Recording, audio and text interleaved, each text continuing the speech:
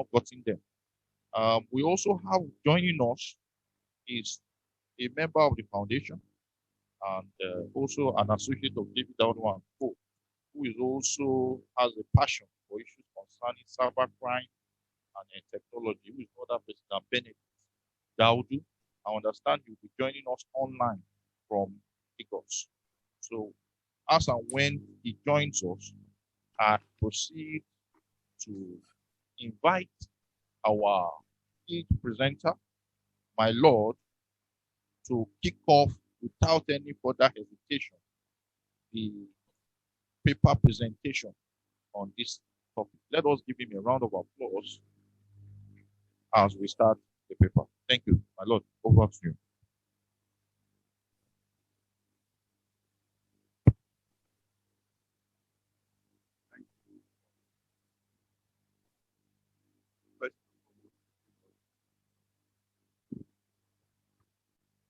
Give all thanks to God, the Almighty, who has made this program to be possible. And I want to express my deep appreciation to the coordinator, Rule of Law Development Foundation, Mr. J.B. Daudu, Senior Advocate of Nigeria, former President, Nigerian Bar Association, and the coordinator of the program. Well, it is exciting to see how the Rule of Law Development Foundation is making impact, is growing. I think I would say from the little straws, from where it started a few years ago, a mighty fire is already glowing, not just within Nigeria, but all over the world. I want to also appreciate all those involved in the planning of this program, all those in the Roldf, Rule of Law Development Foundation, and my co-presenters, the one present here and the one that is there to join. I welcome you. And now everyone participating in this program, it's my honor welcoming you here. I am to discuss the topic, technology and the law, a call for a paradigm shift in the legal profession. By way of summary, the paper examines the application of modern technology and its effects on law and its practice. It goes on to emphasize the need for lawmakers, regulators, judges, and legal practitioners in Nigeria to be alive and brace up to the demands of the new age and the inevitable change that technology has brought to our legal system.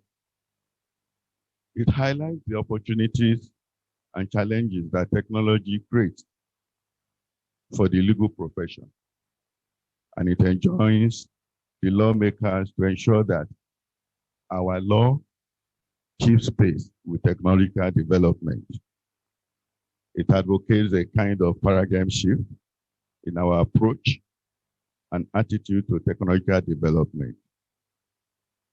It concludes by looking at the future and the attempts also to predict what the future holds for the legal profession in the face of advancement in technological development.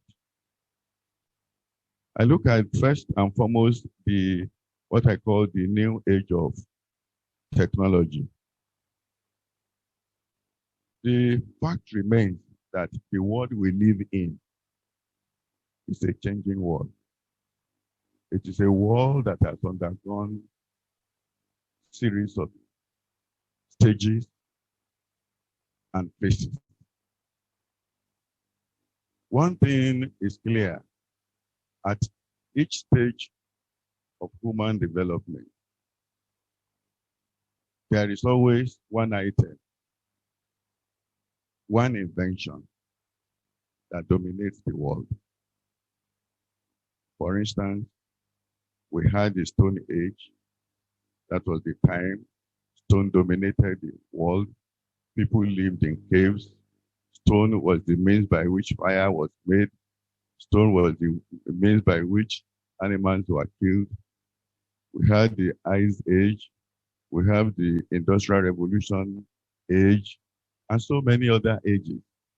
And today, we live in an age that is now Christian computer age. This is because this is an age in which computer dominates the world. So sometimes you hear about electronic age, ICT age, but the prominent thing about our age is that computer dominates it. And the characteristics of our current age, of course, consist of the invention of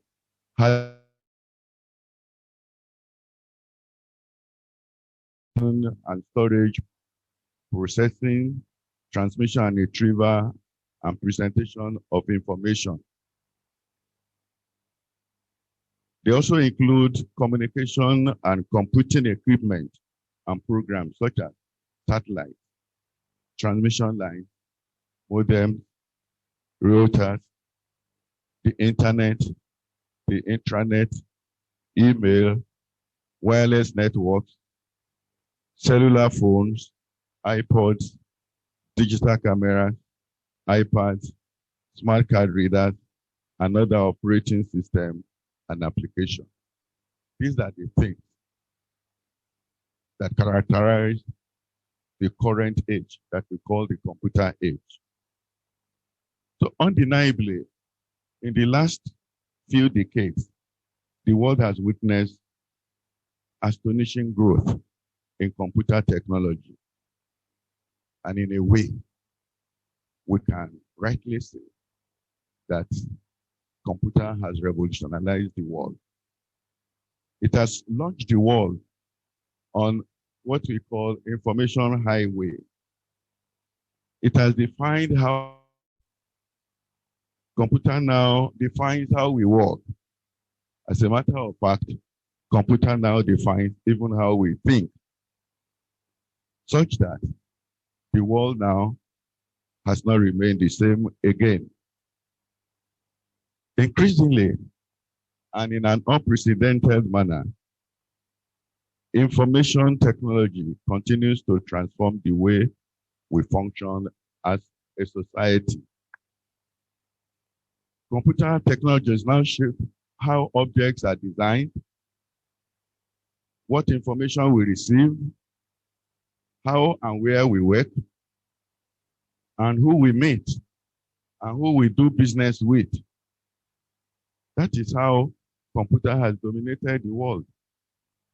It has changed and broadened our understanding of the world around us. And I tell you, virtually all modern services now depend on ICT. That is why today we now have what you often hear, e-government, we hear e-commerce, e-education, e-health, e-environment. We have e-everything. Again, I say that is the extent at which computer has dominated our current life. Thank God, computer has provided an efficient channel to deliver a wide range of basic services. And the availability of ICT has also provided a foundational basis for the use of network-based services.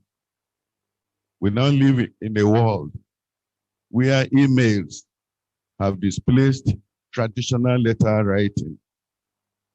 Online web representation is nowadays more important than business the printed publicity material. I'm sure even for this program, the Rule of Law Development Foundation did not need to print any card to invite anybody. That is the trend of the modern society. We have internet-based communication and cellular phone services, which has overcome landline communication.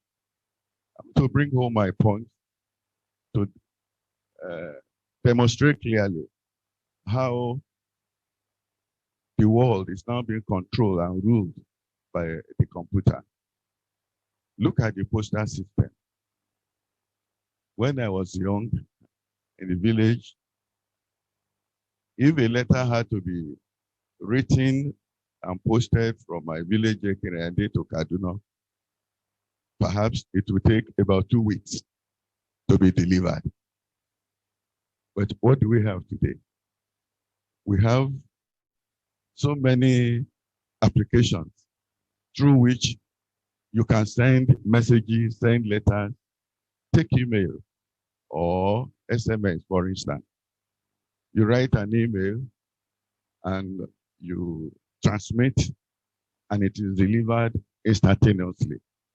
It doesn't have to wait for even minutes. It doesn't have to wait for hours. It doesn't have to wait for days. Look at photography. I also recall my days as a young boy in the village. In the whole of our line, that is a district, in Ijumu local government area, from Iyamoye to Iyara, there was only one photographer. And that photographer was coming not even from the district, but from outside the district, from Omo. His name was Igwe Photos. Igwe Photos will come just one day in a week, that on Sunday. He will come on a particular Sunday, capture, take his snapshot, and go back and come to deliver those pictures again the following Sunday. What do we have today? Everybody is a photographer. Your phone, you have such phones that have such applications. You can sit down and take pictures and print immediately. So that is the environment that a computer has brought us into. And we have the proliferation of computer and network devices throughout the world, that can connect us with the world. And the steady and consistent improvement on each invention at every stage often overturns its predecessors. What I'm saying here is this. You should see an invention today. Before you know it, another one has superseded it. Another one has overtaken it. Another one has overturned it. And so the world is just moving on at I don't know what speed I can describe it. So in a way, we have found and been involved through the use of computer series of revolutions. And two scholars put it more succinctly as they assert, and I quote them: computer technology in everyday society has altered the way we view and interact with the world around us, and has changed the way we perform our day-to-day tasks. So I make, that is unquote, one statement in addition to what has been said is that it can now be rightly said that computer rules the world. Still discussing the environment under which we operate, dominated by computer. The internet is a prominent feature of the technological age. It is one of the most familiar aspects of information and telecommunication architecture. Internet is a system that allows various computer networks around the world to interconnect In fact, it is called network of networks. Internet connects the person sitting in the remote corner of the home or office to the entire world through the information here highway called either the web or the cyber. Internet now connects everybody with the office, connects you with your bank, connects you with your electricity department, travel services, shopping, bookshops, connects you with friends all around the world. And, well, of course, I have added here that dangerously and inadvertently too, it connects people to cyber criminals waiting to hit the gullible internet user. In fact, the point that is being made here is that as good as the computer is, computer too has been exploited by criminals to perpetrate their nefarious activity. That is the other side of the computer. So it is through the computer. If there was no computer, probably we will not be having cyber criminals today. So the computer also furnishes grounds to equip cyber criminals. The internet has grown and evolved to facilitate services, like I said, such as email, web-enabled and audio videos, conferencing service, online movies, gaming, data transfer, file sharing, instant messaging, social networking, online shopping, financial services, among many other services of human endeavor. Well, I've mentioned here too that one good thing about the computer is that nobody owns it. And I have often described it as a lawless arena where all forms of activities are permitted to take place. I've also taken the view that the internet is a place where services are provided, in fact, where you can get anything that you want, either positive or negative. So it is worthy of note to mention the fact of the low cost of the internet. There is the availability of internet services. You know, if you have your phone, perhaps all you need to do is to load bundles. And you can get bundles to load, you know, as little as 500 naira, 1,000 naira, 1,005. Sometimes it can take you, well, depending on your, on how you use it. But you have facilities for 1 month, and so on and so forth. So that is another feature of the internet and why everybody is involved. You know, the low cost of the services. Given the limited financial resources of many people in Nigeria, the internet enables them to use services they may not otherwise have access to outside the network. Unhindered access to information through the internet has also facilitated free flow of information through social media platforms as against traditional mass media.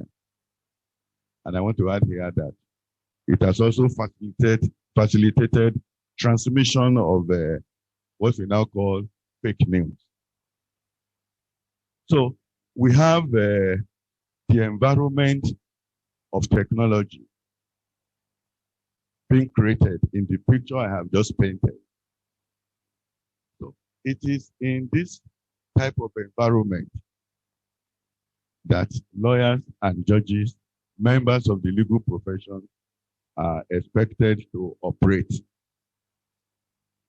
One thing we know about the legal profession is that it is inherently conservative. Lawyers, judges, members of the legal profession we are not easily amenable to change. Of course, a very good example that emblemizes the point I'm making is the fact that even in the 21st century, Nigeria, you still see us wearing a wig and gown. So you may want to ask, does it mean if you don't wear wig and gown, we cannot argue cases? If we don't wear wig and gown, we cannot administer justice? And again, I tell you, if a referendum is taken among members of the legal profession today, for or against the use of the wig and gown, majority will vote for the continuation of the wig and gown. That is the level of our conservatism, and we keep traditions. And so when new things like this, when they come, we find it difficult to adjust. And so it was too with the computer. We observe, that is, as legal practitioners, we observe tradition, we observe conventions, and we allow these conventions and traditions even to rule us from their graves. Another element of our conservatism can also be demonstrated through what the strict adherence to precedent. For instance, even if the justice of a matter requires a departure from a particular point, we may still find it difficult to operate. And so it happened that when computer came, I mean, using Nigeria as an example, the experience of Nigeria as an example, the initial attitude of the legal profession to technology was one of resistance, particularly the older generation. They didn't see any reason, and they could not imagine how they will now begin to learn how to operate computer. The legal profession by nature is not easily amenable to change. And I say this, it's not all about Nigeria, but basically in the common law jurisdiction, of course, of which Nigeria is one. And I quote an author, Stephen Manston here, who captured these attributes of the legal profession very appropriately when he asserts, and I quote him, that the legal profession tends to look backward, especially in common law jurisdiction. As a result, there is often a failure to look forward, or even to look at the now. That is the legal profession for you. So there is something inherently conservative that will not just allow us to move with time in the profession. And an editorial of the Digital Evidence and Electronic Signature Law Review also buttresses this point made by Manson. And I quote the editorial. It seems that a large majority of lawyers, legal academics, and judges have failed to realize they are now living in a world dominated by digital evidence. And that digital evidence is now the dominant form of evidence. Although quantifiable figures are not available, it can be asserted with some confidence that the majority of lawyers, majority of legal academics, majority of judges do not know, they do not know. And a smaller number know, they do not know. And an even smaller elite know about digital evidence, but they are realistic enough to know they need to know more. Unquote. That's an editorial of digital evidence and the electronic signature law review. So, and the point also has been made that even up till today, we still have people within the legal profession who are still who are finding it so difficult to be amenable to the current system. And that is precisely what takes us to what we call paradigm shift. That is why a call is now being made for paradigm shift. And we are talking about paradigm shift as a concept and a notion that engenders a change from the status quo. It's a concept that engenders a change from a fixed mindset, from a pattern of behavior, or from a comfort zone, not for the sake of change on its own, but to bring about progress, transformation, advancement, and fulfillment, among others. So, paradigm shift presupposes the fact that, or let me say paradigm, presupposes the fact that we have a way of doing our things. We have a mindset, a world view over a particular matter. We have our pattern of behavior. We have what and how we want to do many of the things. There is nothing wrong in having a pattern of doing things. But the point the concept is making is, if you continue to do a thing in the same way, on and on, of course, you should also expect the same result all the time. And so that brings us to the shift of the concept that for there to be a progress, for there to be a development, for there to be an advancement, then you have to get to a point where you must move away from your comfort zone. You must move away from the pattern of your doing things.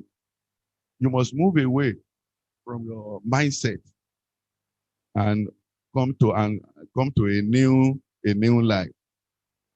So the author of the book, The Business of Paradigm, Joel Arthur Barker, was the one who popularized this concept. And what he is saying is that if we are not amenable to change, if we don't get to a point that we have to know that we need to progress and develop, the likelihood is that we are going to develop a way of doing things and remain on that spot. If we do not change, the danger is that, according to him, we can become so locked up into a particular paradigm, into a particular mindset, into a particular pattern of behavior, into a particular way of doing things. Because we are used to it, it has become our system. It has become part of us, and we are comfortable with it. So he expresses the danger that to continue in that manner, we are likely to become so locked up into a paradigm that we cannot see anything or do anything in any other way. And even when there is a suggestion to you that there is a better way to do it, you will dismiss it offhand. Why? Because you have established a pattern and it has become your status quo. And to change is becoming so difficult. So Barker now proposes that turning point in history can only happen when a paradigm shift. That is, when there is a radical change in somebody's viewpoint, when there is a radical change in somebody's perception, when there is a radical change in the basic assumption, in the approach to something, that is the only time that there can be progress. So, and he made about 6 points, which I'll just go to very briefly. The first point he makes is that this paradigm that we are talking about is common. In other words, it applies to every facet of our life. It applies to your profession. The way you do your things in your profession, you get used to a particular pattern that you don't want to change. It applies to even spiritual matters. It applies to family matters. So, Baka makes the point that it is not just about intellectual matters that we talk about paradigm. I don't know. I hope we are not offline. Okay, good. Right. So that's the first point. The second point is that there is nothing bad in having a paradigm. As a matter of fact, that they are useful. Paradigms are useful. And in fact, they show us what is important and what is not. The point Baka is making here is that it's good that you have your own way of doing your thing and you are getting results. So there's nothing wrong about it. So then point number 3, and I want to put him directly because it's an important point. He says, sometimes your paradigm can become the paradigm. That is the danger. The only way, that is the only way to do something. And when you are confronted with an alternative idea, you will reject it. That is the danger.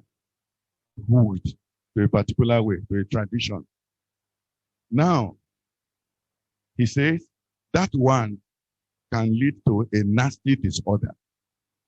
If you are doing a thing all the way, all the time, the same way, over and over, and somebody is suggesting to you, you don't see any need to change.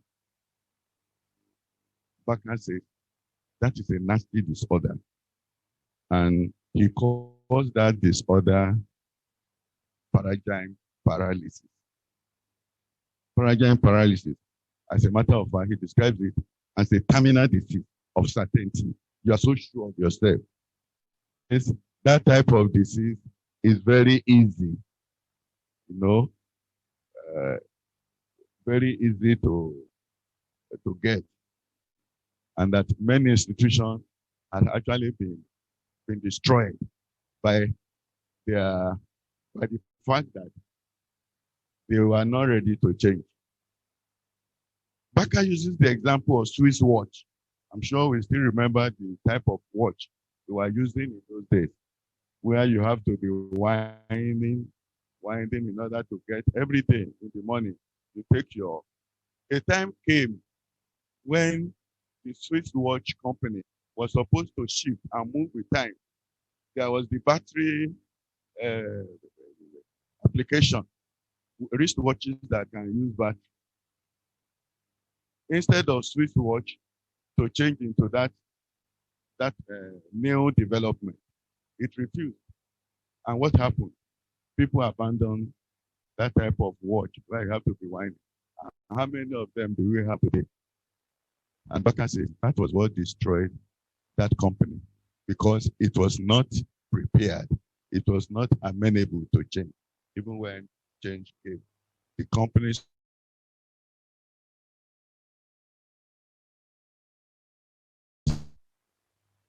Baka made is that people who actually make things to happen, they are outsiders and they are not part of an established community.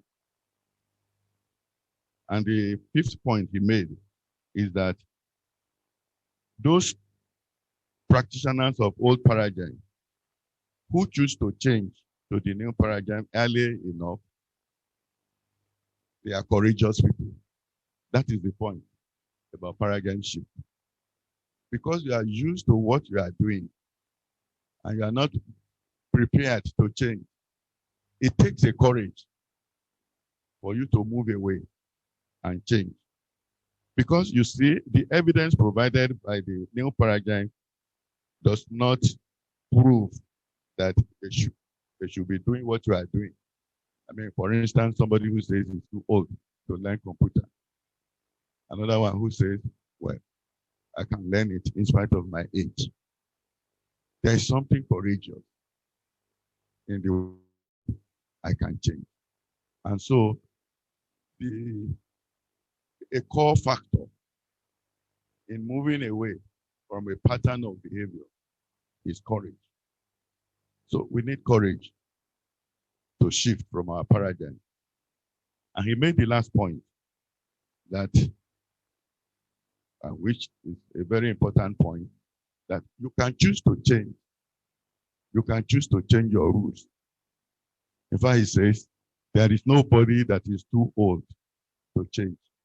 Because the way God created us, he did not create us and made us to be genetically coded, just into one way of doing things, just in one way of looking at things. In other words, God created us as flexible human beings. We are amenable to change.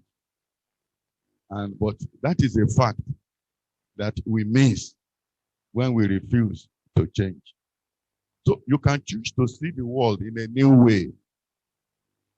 We have been talking about the conservatism of the legal profession. We can choose the world to see the world. I mean, we can choose to change with time. We can move with time. You can choose to see the world anew. And that is why I am optimistic about the future. We can do a new life, can be brought into the legal profession. And of course, remember that a fact of life, anyway, that what is impossible today may turn out to be the norm tomorrow. So that which you will find difficult, we lack courage to do now, might as well be going to be a way of life tomorrow. And so our challenge is either to prepare ourselves to make it happen now so that we become paradigm pioneers, or we remain static where we are. So I move to new technology and its impact on the practice of law. Whether we like it or not, we are part of the world. And if the world is changing, we have to change with them, with the world. Technologically, I'm speaking now. Over the past few decades, technology has had a significant impact on the practice of law. For instance, with the rise of the internet, technology has exposed an average legal practitioner to volumes of legal information. Several technologies have come out recently that are changing the face of the legal profession. And so we have to move with that. One of the biggest, the first one I want to mention here now is that over time, in recent times, technology has enabled the law to evolve in what we call digitalization. The law is now being digitalized. And the storage of case law, statutes, and regulations, they are now being digitalized. In the past, for instance, the main sources of law, statutes, and law reports, they were only available in hard copies.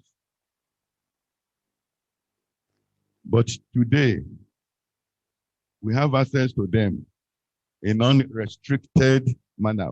For instance, if you need any law now about laws of Nigeria, all you need to do, let's say Cyber Crimes Act 2015, you can easily just approach Google through the internet and you will find it. So materials are now being made available. So it is not for us to resist.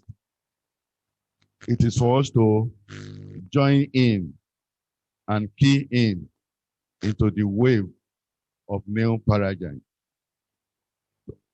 Now, talking about law reports, we now have available also on the internet and also in electronic format, different versions of law reports in Nigeria.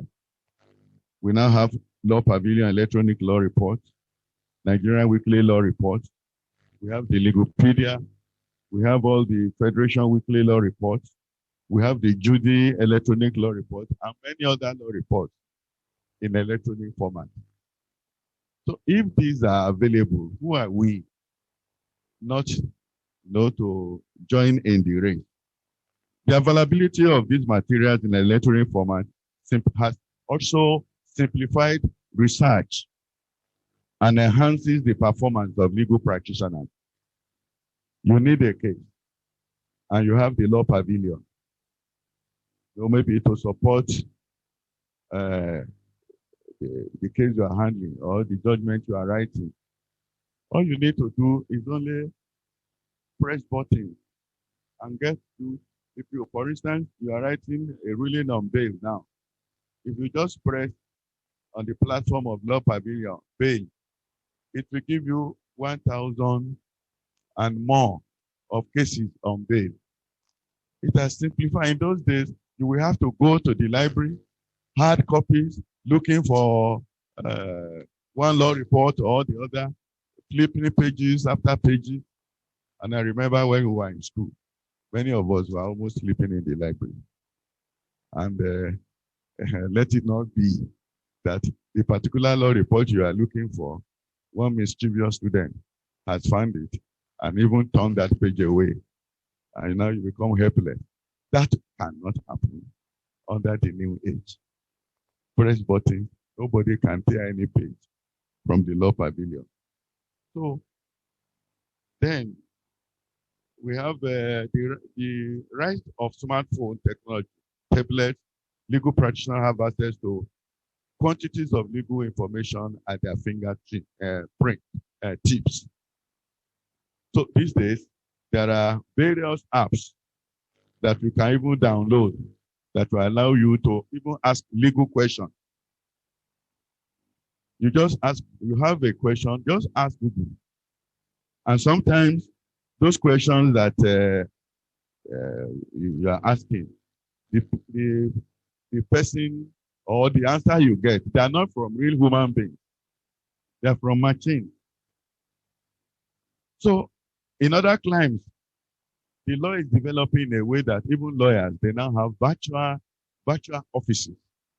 So you don't need a building to operate as a lawyer.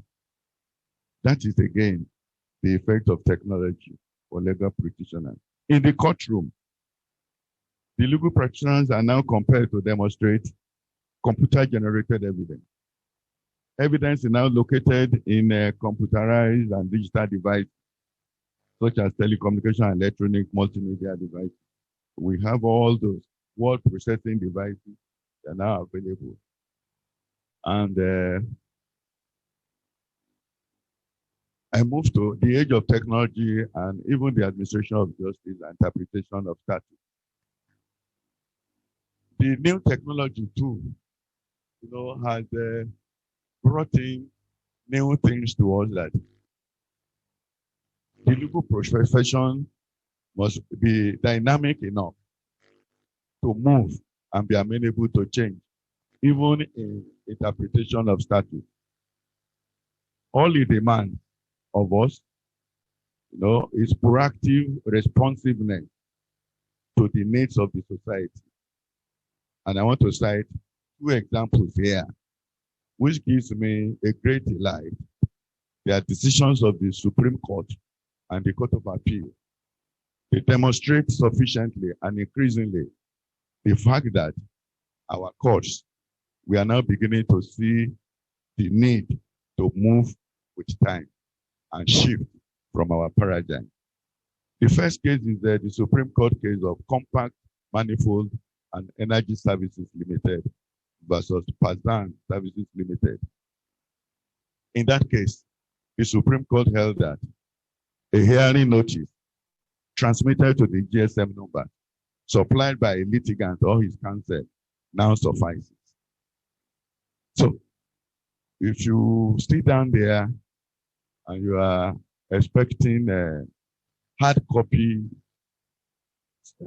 hearing notices to be served on you, then it means you are still living in the time of old, at least with the decision of this Supreme Court. This is a departure from the paradigm of insisting on the service of hard copies of such a notice. In those days, we used to say service must be personal, service must, and so on and so forth, of hearing notices. So, and Galinje GSC, as it then was, I quote him here to buttress this point. This is what His Lordship said. In that case, I agree with the lower court that at this stage of information technology highway, it will be foolhardy for any litigant to insist on being served with hard copy hearing notice. Once a notice is sent to the GSM number supplied by the litigant, that is sufficient. I describe this as a shift from our paradigm.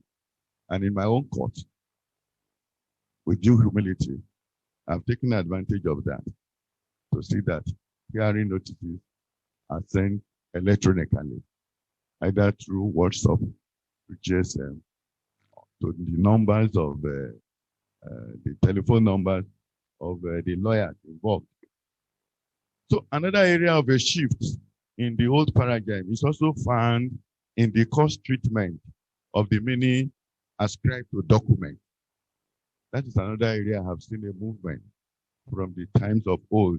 In the past, the word document was understood in terms of books, in terms of paper.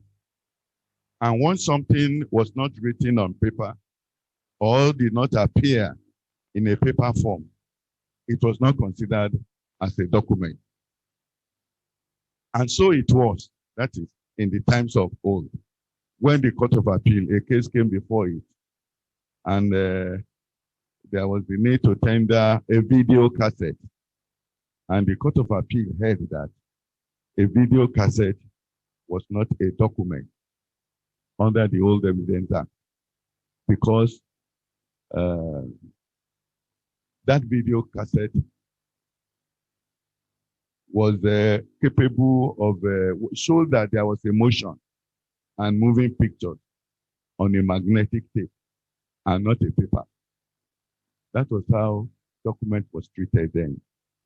But in this age now, and particularly in the light of Section 58 of the Evidence Act, which defines document as anything inscribed on any material, blah, blah, blah, blah. 258 of the Evidence Act. The courts are now beginning to shift from the old paradigm, limiting the meaning of document to paper-based material. And I have the case Federal Polytechnic Ede and others, and Oyebanji, tape recording, just like a video that was recording that was tendered in the Udoros case. So a tape recording was tendered in that case, and the Court of Appeal acknowledged that that was a document. So that I have seen that as a movement from the old times. We also have the Obatuga and other Anoyeboku. And again, a videotape was also held to qualify as a document. We also have another Court of Appeal decision of Holden International Limited and Peace by Nigeria Limited, where plastic bottles bearing trademark inscription were held to the document. Plastic bottle. You will not call it ordinary, you will not call it plastic bottle a document. But with the expansive definition of document under Section 258, which takes into cognizance the modern technology, You have so many things listed there, and that list is not exhaustive as document. And so we have a very proactive and society and a responsive reaction to societal change in the decision of peace by holding that a plastic bottle qualifies as a document. And I have an experience, even in my court, at a in a very little way, where what was an issue, I'm talking about how we can proactively interpret even the law to be in tune with the current age of technology. So a document was to be tendered. That document was a bank statement of account. Somebody took loans from the bank and, according to him, had paid off the indebtedness. But yet, the bank kept on writing, threatening, claiming that the man had not liquidated his indebtedness. When the man was tired of, he protested, the bank didn't listen, he came to court. And at the hearing of the case, there was an attempt to tender that statement of account. The man got a statement of account from the bank to say that I am no more owing this bank. And this is the statement they gave me. He attempted to tender it. And in attempting to tender it, there was an objection. And what was the objection? That the provisions of Section 84, which allows for admissibility of electronic evidence, was not complied with, to the extent that there was a certificate to be tendered, which was not tendered. And so the man who raised the objection before me actually cited my own book before me to show that this is, Your Lordship, this is what you said in your book, that it is compulsory, there must be a certificate authenticating the computer, and then blah, blah, blah, blah. So, he cited it before me, and I looked at the matter. I had actually said it was compulsory, that certificate must be tendered along. But then, in a way, I was caught unaware. I had to take an adjournment, and I looked at the law, and I noticed that, wow, this document was not prepared by the proponent. It was prepared by the opponent. And now the proponent wants to use it against and the man is saying no, because a particular condition was not satisfied. Of course, in my own little way, I try to do justice in the way that I felt was necessary, and I admitted it on the ground that this man, the computer that produced this, he was not in control of it. And there was no way he could certify that document. And so law will not command impossibility. And as a matter of fact, in my book, Electronic Evidence, it was the basis of my chapter 13 of the book. So the point we are making is that we should be proactive in interpreting the law.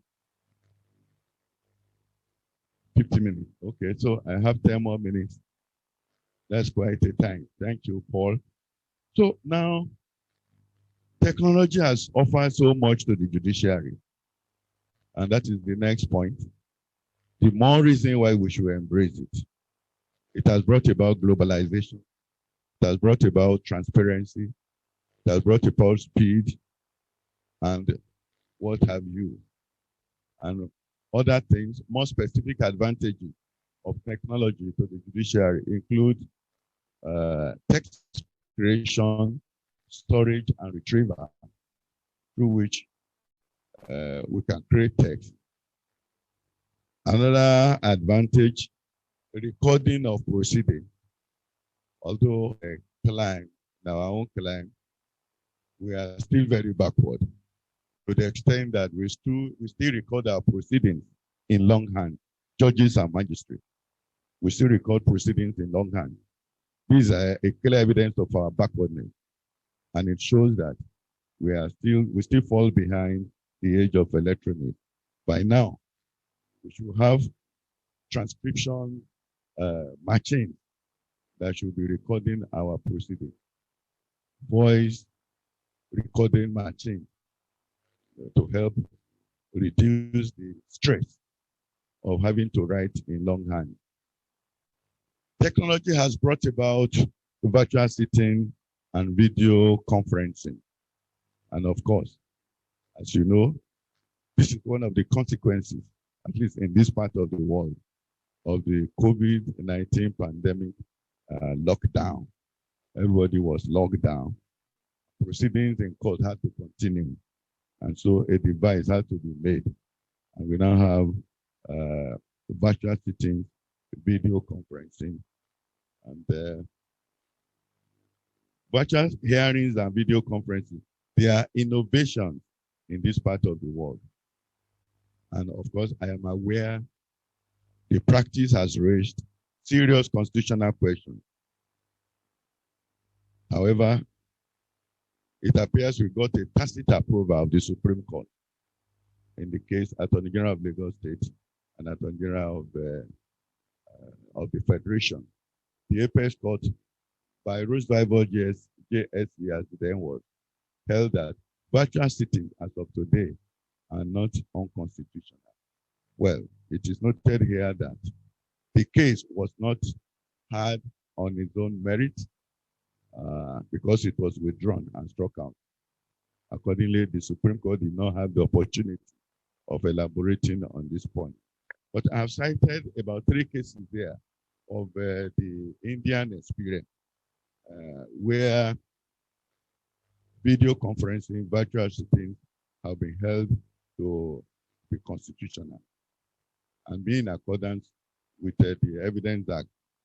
For instance, in a particular case, Maharashtra and Prague, the question whether a witness can be examined through a video conference was discussed, and the Supreme Court observed that video conferencing is an advancement of science and technology which permits seeing, hearing, talking with someone who is non-physically present with the same facility and needs. And so, in a particular case, it was another case in India, it was held that that the legal requirement for the presence of a witness does not mean that that witness must be present physically in actual fact. Technology has also made available means by which we can manage our cases. I've mentioned we have websites too, through which we can follow. Then one important point that I want to make before I round up is the fact of the absence of legal framework for modern electronic transactions. And I call this a kind of a legislative inertia or apathy. We live in a world that is moving at a high pace. You see, today in Nigeria, all electronic transactions that we carry out, regrettably, we carry them out at our own risk. You buy things from Konga, from Jume. So there is no legal framework, that guides and protect such transactions. And it's unfortunate because we should really not find ourselves in that position. Because as far back as 1996, UNO had drafted what we call the ancestral law model, for member states. It's a kind of model law for electronic transaction and require that all member states should, domesticate that law. Nigeria has not. Again, the Commonwealth also drafted its own in 2000, and we are also members of the Commonwealth. We are yet to have it. And I try to mention the fact that small countries, all our neighbors, we call ourselves giants of Africa, but we are not giants in making our law to be amenable and to reflect the advancement of law. South Africa, the Electronic Transaction Act was enacted in 2002. Ghana enacted its own in 2008. Kenya enacted its own in 2007. Zambia enacted its own in 2000. Tanzania enacted its own in 2015.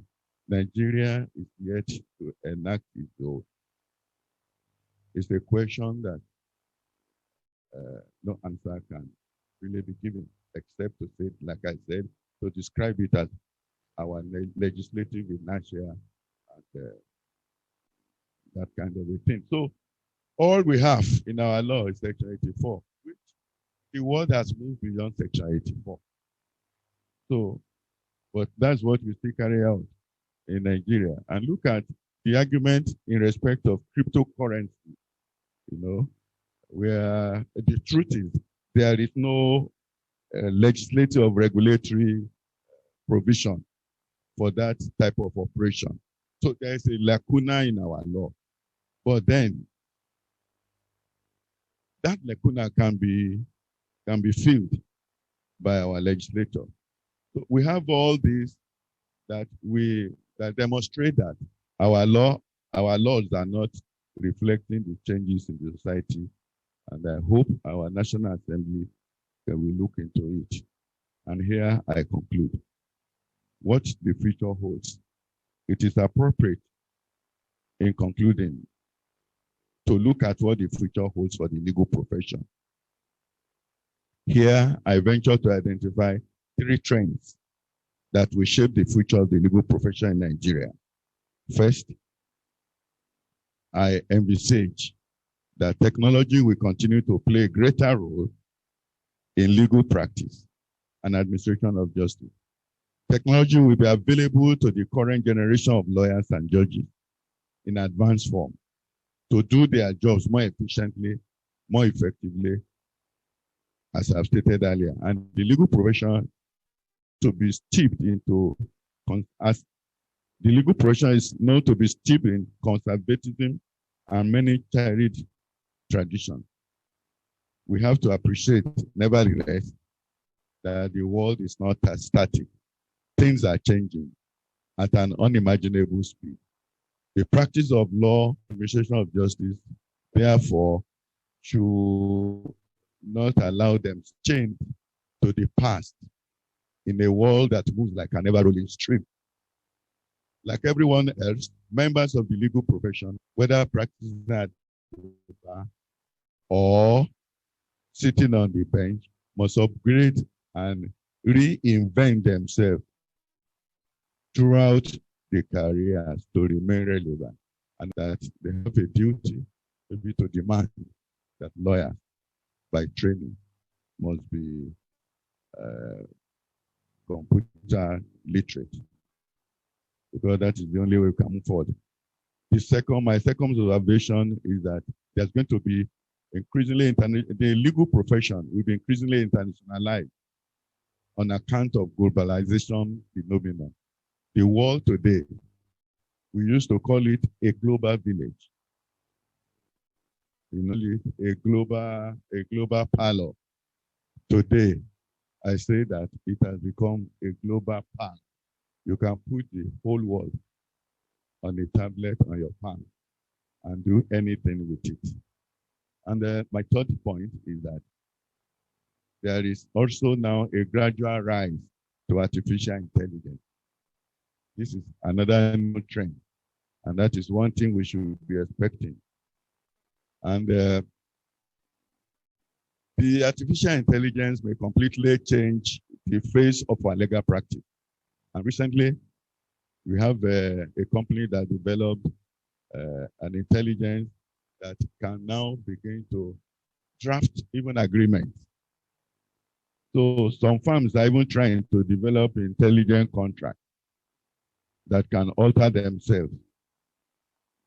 And I express an apprehension here that the way technology is moving, eventually we may get to a point where the court may have to decide maybe we now begin to decide cases through artificial intelligence. And when this time comes, maybe lawyers will not need to be going to court. What we'll be having in court will be robots and the judges themselves too. Perhaps we now have, the world might develop to a point that we have a robot that will be delivering judgment in court. I say here that until that time, let us continue to move on. Let lawyers continue to to suit up. Let's continue to go to court and let the judges also continue to write their judgment with their natural and God-given intelligence while we are waiting the next level of the technological advancement. Thank you for listening. Let us give my Lord another resounding round of applause. In fact, my Lord spoke for 1 hour, 5 minutes. That shows you passion for this aspect. But not only they appeal to us, our conscience, but philosophical. As of embrace the paradigm shift, people will be left behind. He now applied that through his paper. And he was empirical and analytical and exponential at the same time. And my Lord, I want to say on behalf of God and the foundation, we are glad to have him on this. And let's give him another round. While he was delivering his paper, we have in our midst the chairman of MBA Buhari branch on the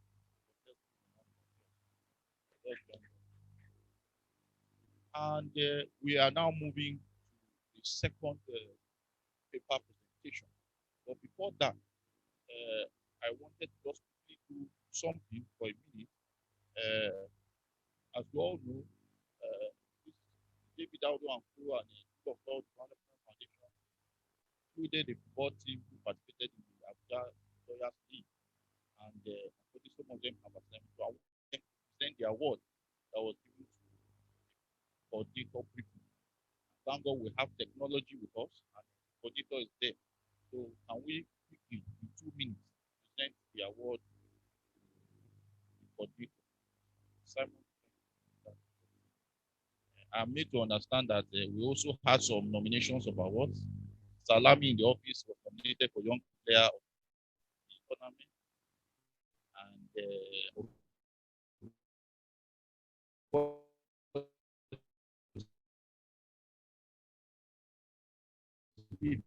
he didn't win, lost out.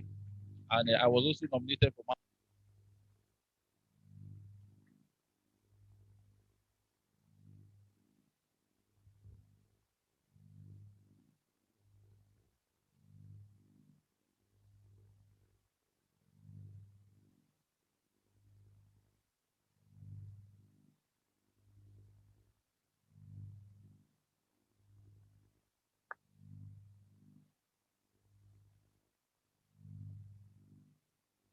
Good afternoon, Your Worship. Good afternoon, my Lord. Good afternoon, Legacy, seniors and ladies and gentlemen. My name is Simon Kanshiro. I'm the assistant captain to the team NSC supported during the Abuja Lawyers League. First, I must say of the entire team, we appreciate the Lawyers League. We want to tender our profound gratitude for all the support he gave us for and during the tournament proper. It wasn't an easy task. And the underrated doesn't look at us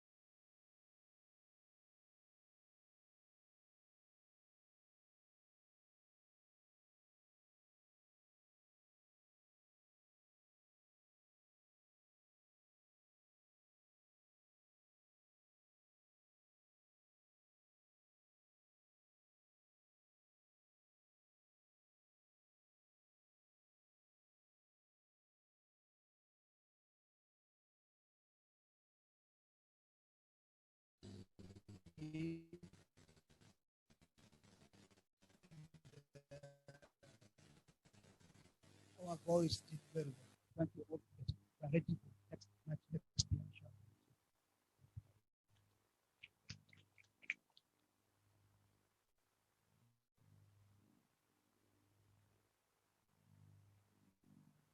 Yes, just to finalize, we just want to say we'll be readily available whenever the opportunity presents itself again, and you call on us. We'll pick up our boots and we'll step onto the pitch and do what we are known for. Thank you very much. So you apologize for that slight digression. At least it has energized us after that very, very robust paper. By the grace of God, we should be through here. And let me give you an information. Due to technology, we have about 100 participants online alone, and we have 50 in the secretariat. Can you imagine without technology, we wouldn't have been able to even contain us this place. And so I want to really say that we are not only doing theory but practical here. So the next line of discussion will continue. I understand Benedict has yet to join us. So we have only one paper presenter available, who is no other person than Mr. USMAN. Sir, we would like to hear your own perspective on what my God has talked about. Covered several areas. He talked about legislative inertia, talked about court practice, and recently. I hand over to you, sir. Thank you, sir. And also to thank the Rule of Law Development Foundation for the invitation, and also the Leonard Silk. When we were in the university, he was in practice. We used to watch him with awe. So it's a privilege for one of your boys to be able to speak at one of your programs. I also want to thank Honorable Justice AJILEYE, sorry, for the wonderful paper. You will see some of my commendations paper in my presentation. What I've done is to do some slides, just about 10, which I'll run through briefly, just to expatiate some of the things that he generally talked about and to deepen the discussions that he started.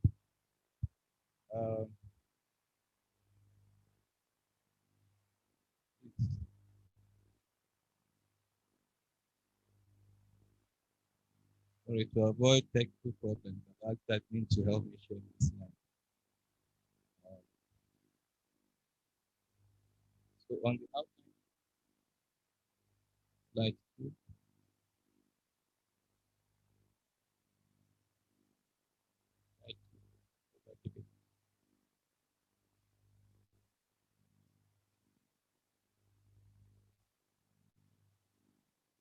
Or I can share from here if it's no. Go back to the next, right. So I'll just talk briefly about the paradigm he talked about. I just want to take a small deep dive for understanding. And the reason is because some of the things he talked about may seem simple on the face of it. I understand, right? I know that there is an SDL program going on, talking about technology.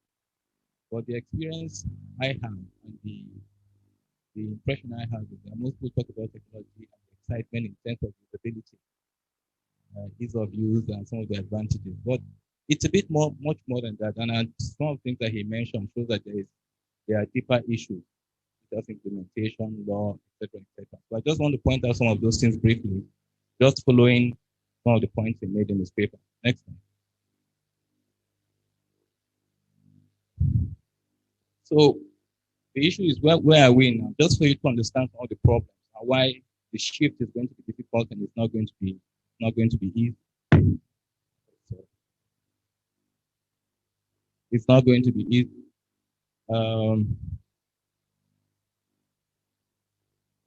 I've said that I've noticed that we tend to rush into Nigeria as a government tends to rush into regulatory instruments with little knowledge and with no policy framework.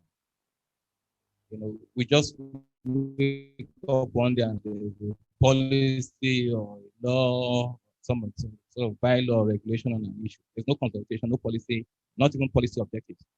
It doesn't work for paradigm shift. It's never done. And you'll see the examples of how UK and other countries handle them. There's also a preference for regulatory instruments without substantive laws. Even some of the executive orders that were signed by the president were actually contravened the law. So there's a preference in this paradigm shift we're talking about for you to have a move without substantive law, and you don't know which direction the law is going to go, and you don't want to invest or do something, and then the law is passed later and you find that you're out of tune with it. There's also lack of transparency and consistency in our regulatory instruments in Nigeria. So the paradigm shift is going to be really, really difficult. I gave 2 examples of CBN and the cryptocurrency issue. And Securities and Exchange Commission had come out to say that they were going to develop some regulation. Suddenly, CBN came in and said, no, we're banning cryptocurrency. Hang on a minute. Under which law? Or in fact, under which bylaw? And the reason they gave was that it was a legal tender. I'm sorry. Cryptocurrency is not a legal tender, it's a misunderstanding. It's only when you want to use it to pay for something it becomes a legal tender. So there is that misunderstanding. It's like a digital asset. It appreciates in value and also depreciates in value. So you see this lack of transparency and inconsistency, because later on they turn on and say, okay, we are developing regulations for cryptocurrency. So you don't know what you are going to face in just a short period from government. I also gave an example of this, just following that same example. That thing was not a ban, it was a sanction. So without law, without regulation, they went straight into ban. And let me tell you how bad it was. They asked the banks to freeze the accounts of those who are involved in cryptocurrency. I don't understand how it got to that. It was a straightforward sanction. You just seized assets. That's how bad it is. Now, this digital technology, in fact, the basis of cryptocurrency is blockchain. Now, blockchain is probably the most secure in the world at the moment. It's not completely stable. So you are doing a paradigm shift towards technology, and then you have this kind of administrative actions from government. So that's part of where we are. Then which also goes to some of the administrative fears, and then lack of consultation. Next slide.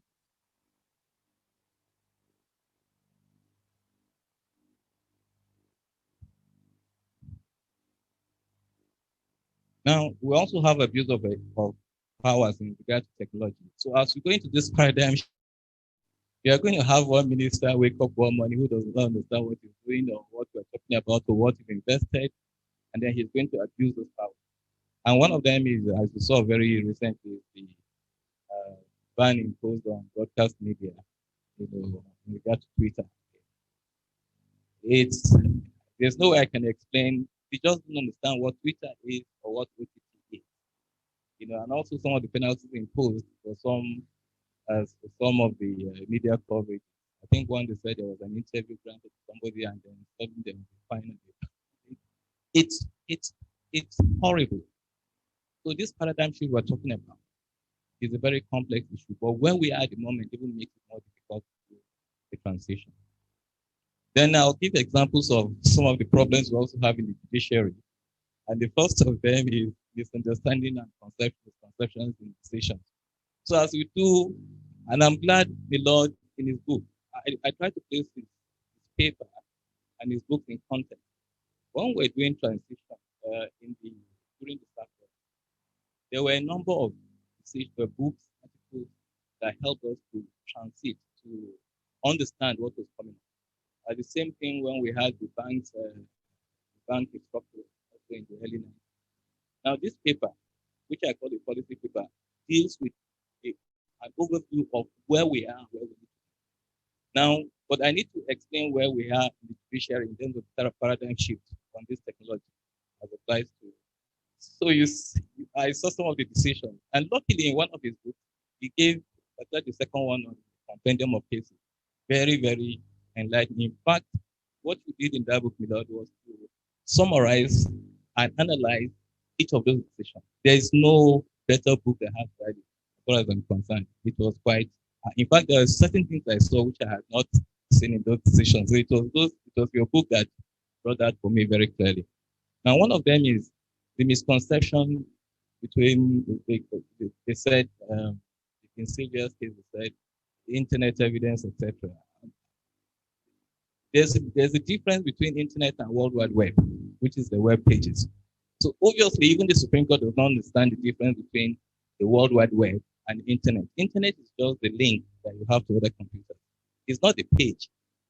The page is the World Wide Web. So we're beginning to see these decisions, and these are policy decisions, already having misconceptions. So as we go into this paradigm, we're going to have misconceptions and decisions from judiciary that's going to challenge us. Then the issue of authentication and certification.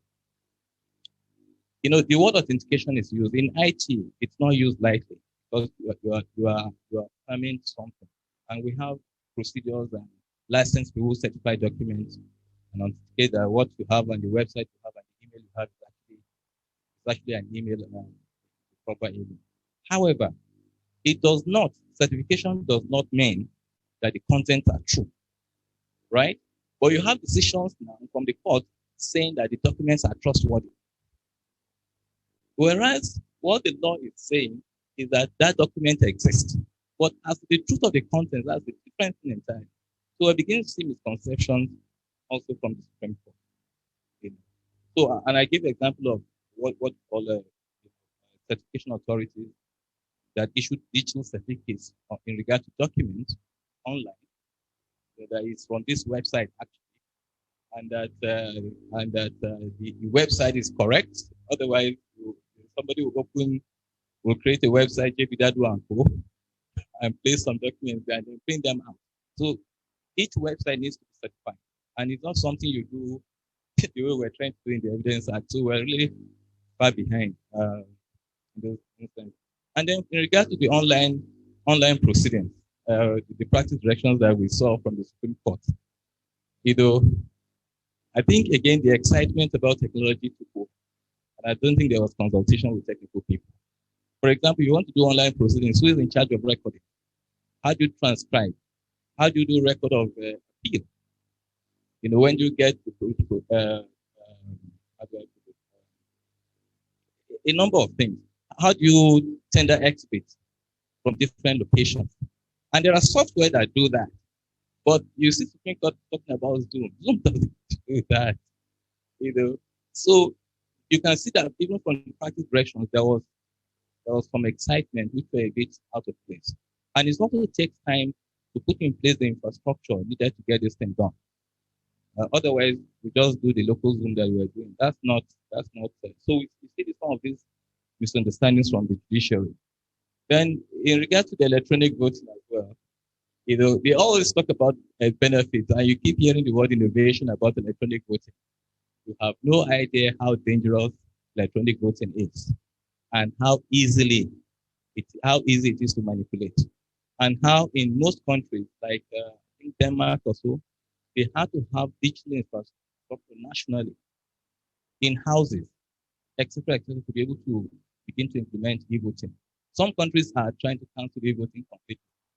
You can actually get bots, just control programs to actually vote, online. Even the electronic transmission of results, if the transmission part is not secure and verified, then you have a problem. Then I talked about transparency. For example, in electronic voting, balloting, or even billing, each principle of transparency has three aspects. Firstly, the results and the process must be available for you to see, everyone to see.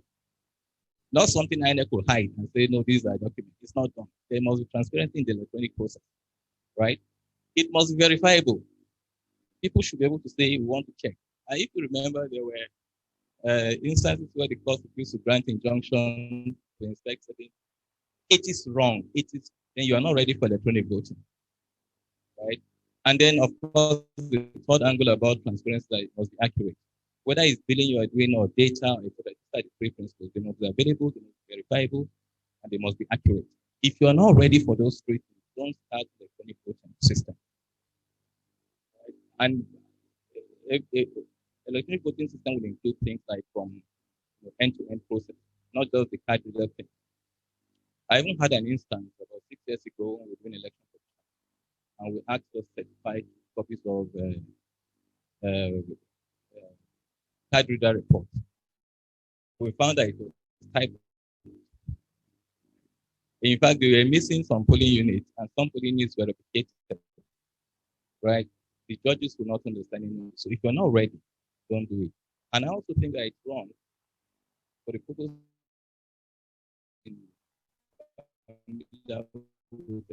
with election and process to sit there to decide. They are not going to get it right. It's not their fault. It's not their field of specialization, but you gave them that job. And it's different from ordinary, regular civil procedures. Next slide. Still on the judiciary, I raised the issue of the legal software. Most of you are used to some legal software that I use at least for research. Okay, let me give you some warnings here. Again, don't be carried away by the excitement. It's good. It's helped me. I used to be one of those who read every law report that is a book now. So the legal software actually helps. But before backing up, they decided that they will install for us.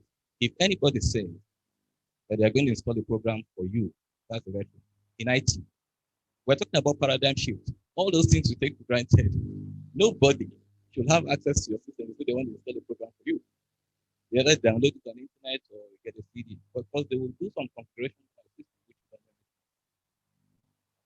And then so they try to install it, and I have very strong security software. Stop it. And they said, well, I should disable it. I said, no, I'm not going to disable it. They said, no, trust us. I said, no, I don't trust you. There's nothing, please understand, there's nothing like trust in IT. I'm a member of Information Security Society of Africa in Nigeria. Even if you trust, verify. Don't just trust. Even if you trust, verify. So they said, oh, see that laptop? That belongs to so and so Supreme Court George. And I know the judge. He was the Kaduna as the High Court. I remember when he was appointed in 1980. But I couldn't go to him. My question is, how did the laptop, personal or official, of a judge of the Supreme Court land in the hands of private people for installation of anything? Do you know all the things that can happen? They can, if anything, they can insert programs that will, as he types, they will see whatever he's typing, whether it's judgment or whatever it is. They can activate the webcam and see him in chambers. Just that they can activate the cam on your TV. If you have a smart TV, it's not good, not very good. If you're very, they can see what you want to do. Don't hack into your smart TV. It's connected to the internet. So an IT policy, the judiciary does not seem to understand IT policy. We get carried away by the excitement. We're not doing the real work before we get this paradigm not getting to work. Right. And then if you notice also, if you have program with this particular, I'm not mentioning the software, that's the same particular software. If you have program, they will tell you that they've installed something, so you should give them access to remotely help you resolve that problem. It's a no, no, no, no. I can't say, there's so much to say. But again, I'm just trying to explain where we are at the moment and some of the things that we seem to be taking for granted in this paradigm. And then again, I talked about the, okay, I think I've dealt with the COVID-19 virtual testing. Yeah. Okay. Yeah, but just to say the other thing that the virtual president didn't talk about, the practice direction from the Supreme Court assumes that every lawyer is IT or every judge is IT literate and can handle it.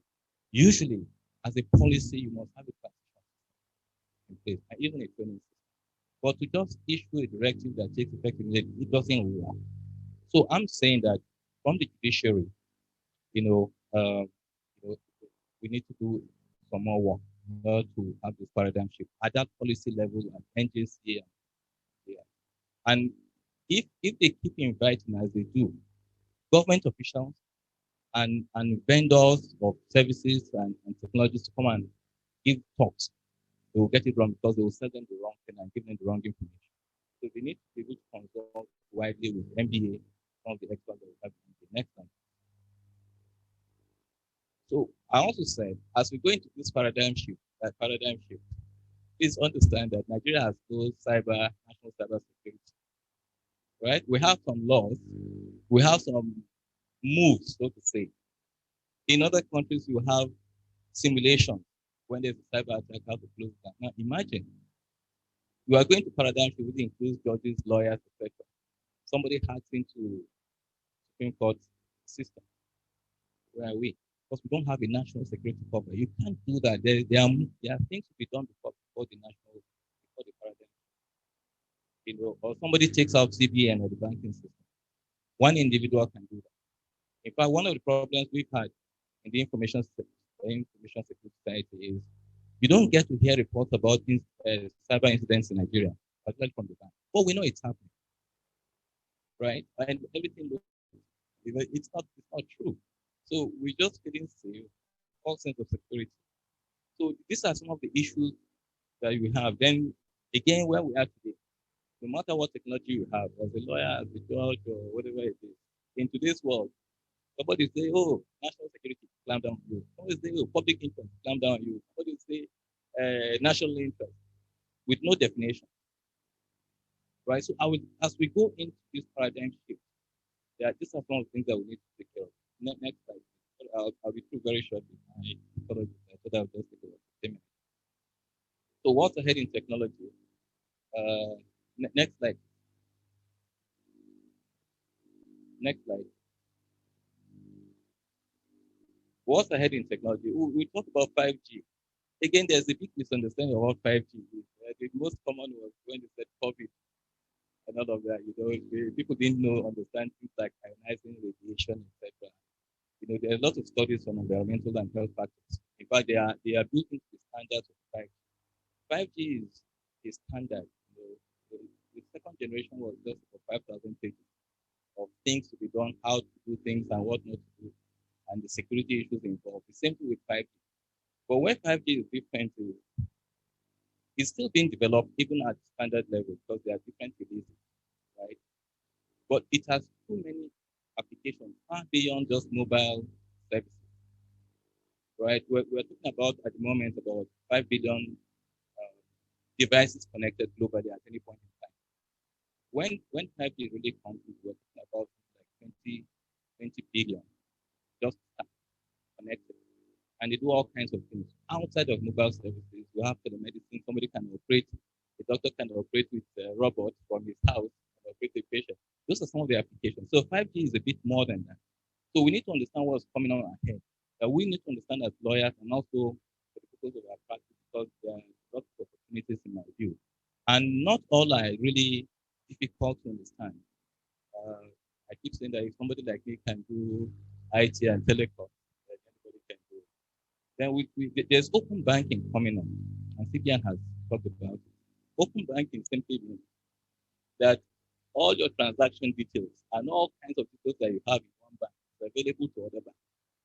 It's a dangerous. And there's no, as Milord said, because we don't get emphasizing, there's no substantive law in place. People are just getting things done. So you are going to find this problem. Some of the transactions you do as a lawyer in this paradigm, you are going to face some really serious danger. Then there's OTT, which simply means over the top. Anything that writes on 3G to provide service for you, over the top. So some of the like your Twitter, video, broadcasting, Zoom, those are all over the top. Nigerian government does not understand it yet. And I've been working on OTT for about 8 years.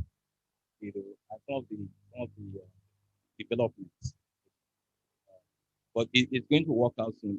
This OTT is probably one of the reasons why you have things like Zoom conferencing and other kind of conferencing in law practice and also in virtual processes. Then there's blockchain technology. We call this DLT, which is digital ledger technology, which is basically spreads all your data in several places so that it is secure. If you tamper with one, there's still a copy somewhere. It's and provides some sort of security and confidence. Then there's artificial intelligence. I know this particular software I'm talking about also says they have a version that says that has artificial intelligence, right?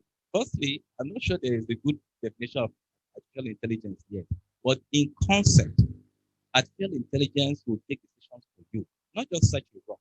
It likely take decisions for you. It's like maybe Tesla. You need to try to avoid accidents on its own. It will take decisions and brake for you and things.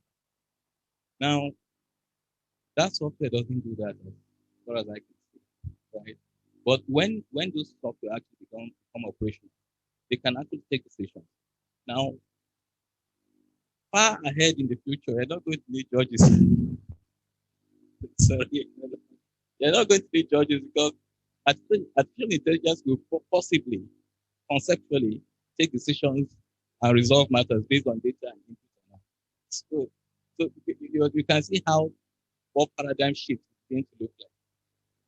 Then we'll talk about virtualization and virtual machines. You can actually have a laptop like this in the cloud with operating system and everything. You don't have to have a physical laptop. That's why you can have virtual offices, virtual office. No personnel, no office, no physical structure.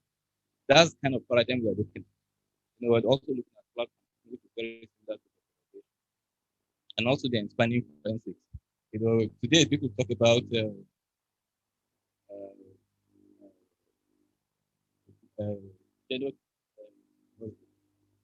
no, sorry, DNA. It's so misunderstood. And this is important also as we do transition and business paradigm. That we lawyers also need to understand some of this. For example, in DNA, it's not the result we're looking at, it's the process, right? We're looking at how the DNA was extracted, how it was preserved, how it was replicated, and then the equipment that was used to test, because each equipment has an accuracy level. They don't have the same accuracy level. Then you also want to be sure that the equipment used was also certified, that the personnel managing it are also certified. And those are the things that we can use to impeach DNA results. And it is pervasive that these results in Nigeria are not right. It is well known. It's like an investigation report from pathology. It's not reliable, right? So those are some of the things we're talking about. So we are going to pathology and other things. Forensic science is now expanding, which also expands based on practice. And it's something things that we need to do. Next slide, please. Just give me a few minutes. Again, to us, of the paradigm shift, just understanding the policy and the law in technology.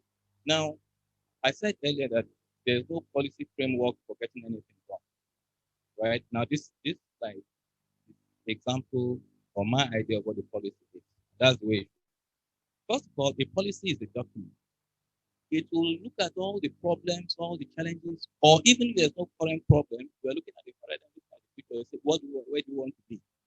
So you look at all of that, then you do data, you do research, you do surveys, you do consultation, right? So it includes all of that and identify all of them. And then there will now be policy objectives or policy goals. Like this is what we want to achieve. And then the third thing is the action plan. See, in trying to achieve this policy that we have, what do we need to do? So first of all, what kind of law do we need to pass? Or which law do we need to amend? So you can see that policy follows law. It's not you pass a law, then you talk about policy. And you can't do law without policy because there are so many things that need to be discussed and into account. Right? So what kind of law needs to be passed? What kind of law needs to be amended? Which institution needs to be created on which institution needs to be enhanced to implement that particular policy? Or maybe as a regulator or something. And then what kind of enforcement do we want? What kind of courts do we want? What kind of jurisdiction do we want to give them? Or do we want to enhance the jurisdiction of the existing court? Also, the action plan will include things like funding, which I didn't put here. So you see some laws saying that the funding will come from so that it's guaranteed. Now, what kind of autonomy do you want to give those institutions? Then you do the implementation. It's a project. If it's 2 years, we know timelines, what we need to achieve within each timeline. We don't have project management culture in Nigeria at all. So the paradigm we're talking about is very difficult, right? And then you also need to do evaluation and review. There are some laws that are 70 years old that are still okay. It's not the age of the law that determines whether it should be amended. It's the review. So do we need to change something? Do we not need to change something? We have law reform commission. Sometimes we don't hear them. Sometimes we hear them. But sometimes we only hear them when they've issued, maybe they've compiled some changes, and they do a lot of changes with their files. Next slide, please. So my point is at policy level, we've not even started policy yet on the paradigm. And MPA also needs to start its own policy, maybe through section on law practice, do policy and come up with issues with the profession. Again, I'm just following the paradigm that we talked about. Then the changing skills, I think I'm almost through. You know, for example, you have the Evidence Act. You remember there used to be debates in those years as to whether evidence is a substantive law or rule of procedure, right? Now, for the most part, now it's procedural. For the most part, I'm not going to join the potential debate on that. But you know, I would suggest, for example, as we do this paradigm and we see some of the problems that the Lord has raised, including some of the issues in the evidence and some of his analysis of some of those things. So we have an evidence act file in their format, which now gives, for example, the CJR, the power to make it. Then we begin to have special rules for electronic evidence, administrator of electronic evidence. Special rules for this, so that the CJ can on its own change those rules. We need to be very flexible in this paradigm. We won't be able to go back to the legislature to say, please change this rule. Section 84 is helpful to an extent. You know, and there's some other portions of the evidence that are dealing with electronic evidence, including maybe the policeman catching you speeding with his, but they are very shallow. For example, you are dealing with sensors and accuracy of sensors to check to determine your speed, right? You are dealing with maintenance and certification of those particular gadgets. It's much more than that. So what we have today is not sufficient for the paradigm. So we need to change our structure of the evidence, legal framework for evidence. Part of changing it is virtual law research and investigation and due diligence. Now, this one I can't even begin to explain. But when you're dealing with things that you can't see, which is digital, it becomes a bit more difficult. So you need to get some experts who can help you do it. And there are some other things. Part of investigation is you can't do, for example, evidence act today without electronic discovery. It's not possible. It's not in our law. In electronic discovery, you can't take down a website. You can't change anything. In fact, there's special software that will tag it. INEC cannot say we don't have this document because software will tag each and every document or email that we have. So that's kind of paradigm we're talking about, and we need to get used to those kind of things. So my point is, paradigm is what we are going for. It's almost inevitable, but these are issues that we need to be looking at. And then we talk about transaction structuring. I'll just give a small example of this one. You know, if you have problems with payment, maybe from an ATM or you go to the bank, it is wrong. What most of us will not know is that there are many parties to a transaction. You know, if you look at what I talked about, third parties, the last part of it. There's the bank. I'm talking about contract parties to that transaction. You don't have any contract with them, but they are parties, which is why, as we said, we need more. Because there's privity of contract, but the law can now bind them and assign risks and liabilities, just like we did in sale of goods. Right? You assign risk and liabilities. We need to be able to do that in something like payment system. We need substantive law. You know, if you're buying, and the e-commerce thing, if you're buying something from internet, for example, is that sold by company? I don't know. Nobody knows. Which is why we need to have this e-commerce. Which is why, you know, the point we made, which is that you know, it's so true. Which is why I said, let me just take a small deep dive into some of the issues that we're talking about. And then some of the risk management. Please understand that in the digital world, part of your role is you're a risk manager. How to manage risk and liability to your client. And also in drafting contracts, how to assign risk and liability. You know, how to negotiate even warranties and things like that. So that's part of the paradigm shift. So we also need to do definitions like force majeure is not force majeure as we understand it. Force majeure has changed in concept and in practice. So those are some of the issues and paradigm shift. Next slide. I think I'm sure that that. Yeah. So I hope it was a bit interesting. I thank you a lot for again. It's the reason why I said, you very respectful that this is a policy paper, and if we can take some of these ideas, just implement them. For example, the part about MBA being at the forefront, being consulted, and also taking some steps, to really be appreciated. Thank you very much for listening. Sorry it was boring. Let's give our learned senior applause again. It was very even those of us who are not practitioners would have gained a lot, especially his analysis of a particular software which some of us have. In fact, recently that software, they wanted to do updates and I saw things moving on my system and they say I should trust them. And in fact, I don't know what I will do now. Maybe I'll put my learned senior for the next course of action. I should very significant points on the particular issue of this paradigm shift. Yes, we should call for a paradigm shift. You can recall 2 weeks ago, we discussed the issue of electronic voting here copiously. And you can see that the public wants it. But we have reiterated here at the foundation that are we ready for it? You have the legislation in place. The way that section see in the bill is that you leave it to the discretion of INEC. We don't know the procedure. We don't know the protocol.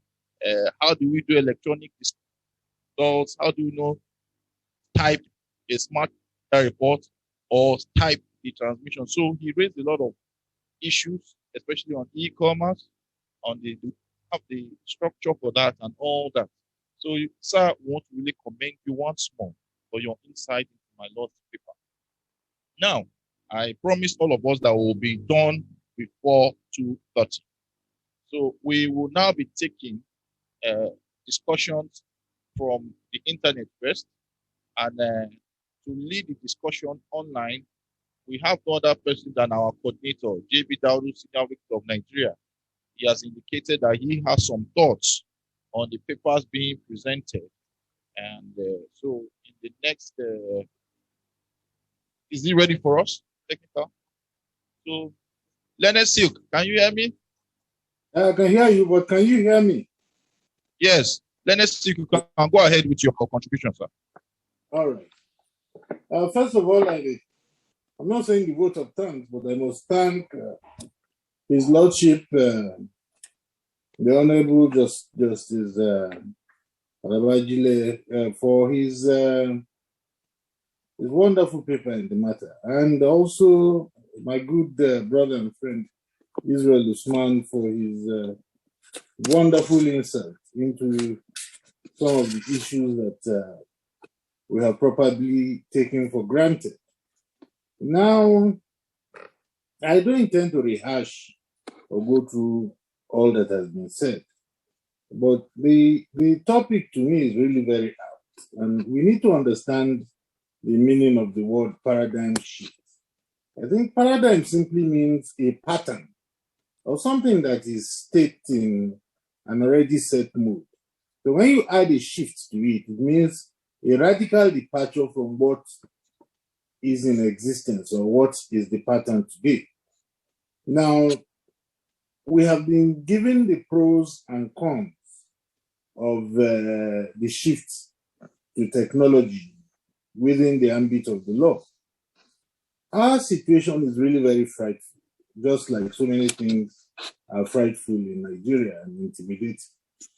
And we are not setting ourselves on the path of even starting well, which is typical of our approach to things. A lot of examples have been given, but I just like to emphasize the ones on the Electoral Act Amendment Bill. Now, Israel USMAN has said that if you are going into electronic voting, you must know what you are going into. By his example of the cryptocurrency, which was a punishment rather than a regulation, laws have to be in place so that even CBN is bound by the provisions of the law before it acts. The reliance on its power, just that it's the central banker, is the regulator of banking, is not sufficient to give it the license to interfere in day-to-day commerce, merely because those commerce are transferred or transacted between the banks. But the problem is that Nigerians don't complain. There are people with billions whose assets were wiped out because of this fiat that is not covered by any law. That takes us to what we are trying to do in the Electoral Act Amendment Bill. One point that must not be under or swept under the carpet or underestimated is the one that USMAN makes, which is that there must be legislation or guidelines or instruments backing any course of action. Now, look at Section 52 of the Electoral Act Amendment Bill. They say voting at an election and transmission of results under the bill shall be in accordance with the procedure determined by the Commission. Now, let us put this in mathematical terms.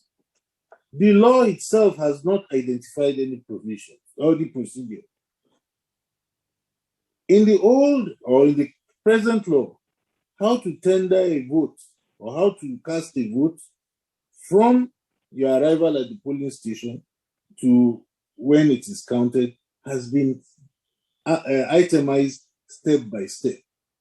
For electronic voting, it is left to the discretion of INEC. You don't know which format they are going to adopt. I don't trust INEC. I don't know if you do, because there are Nigerians there. Or if you trust the ones there, they may be changed 2 weeks to the election with instructions to provide a particular format. Now, when the law does not provide you with a format, it is like you are adding something to zero. So there will be no amendments. You take out the ones that we have before, and you are now putting something that is amorphous, that is like an amoeba, hydra-headed. You don't know what you are bargaining for.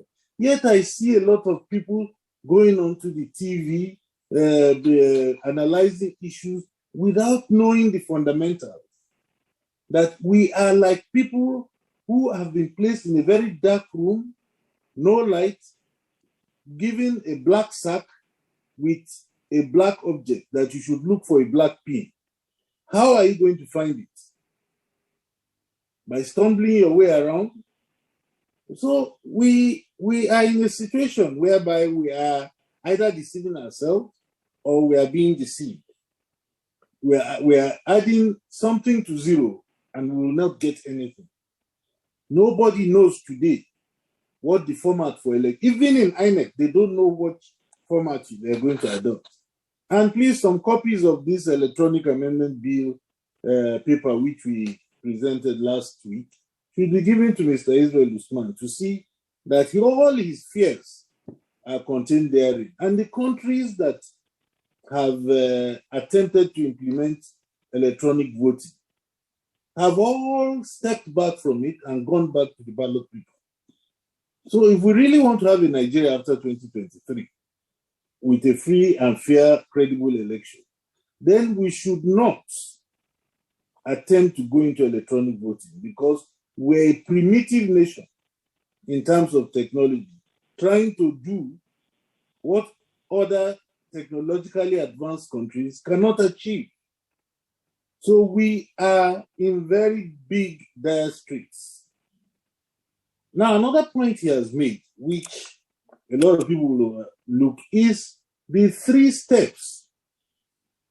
I will leave all the remaining 2 and go to the back end, the verifiability of the back end.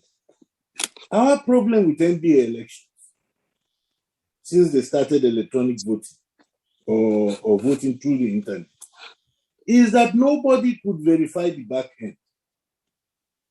Some people describe the back end as a bazaar, where at the end of the day, if A is about to lead, they add 20% more votes. That may be true or may not be true. The good thing is that the NBA Constitution provides for an audit of the back end. Each time that audit is called for, the electoral independent audit, the electoral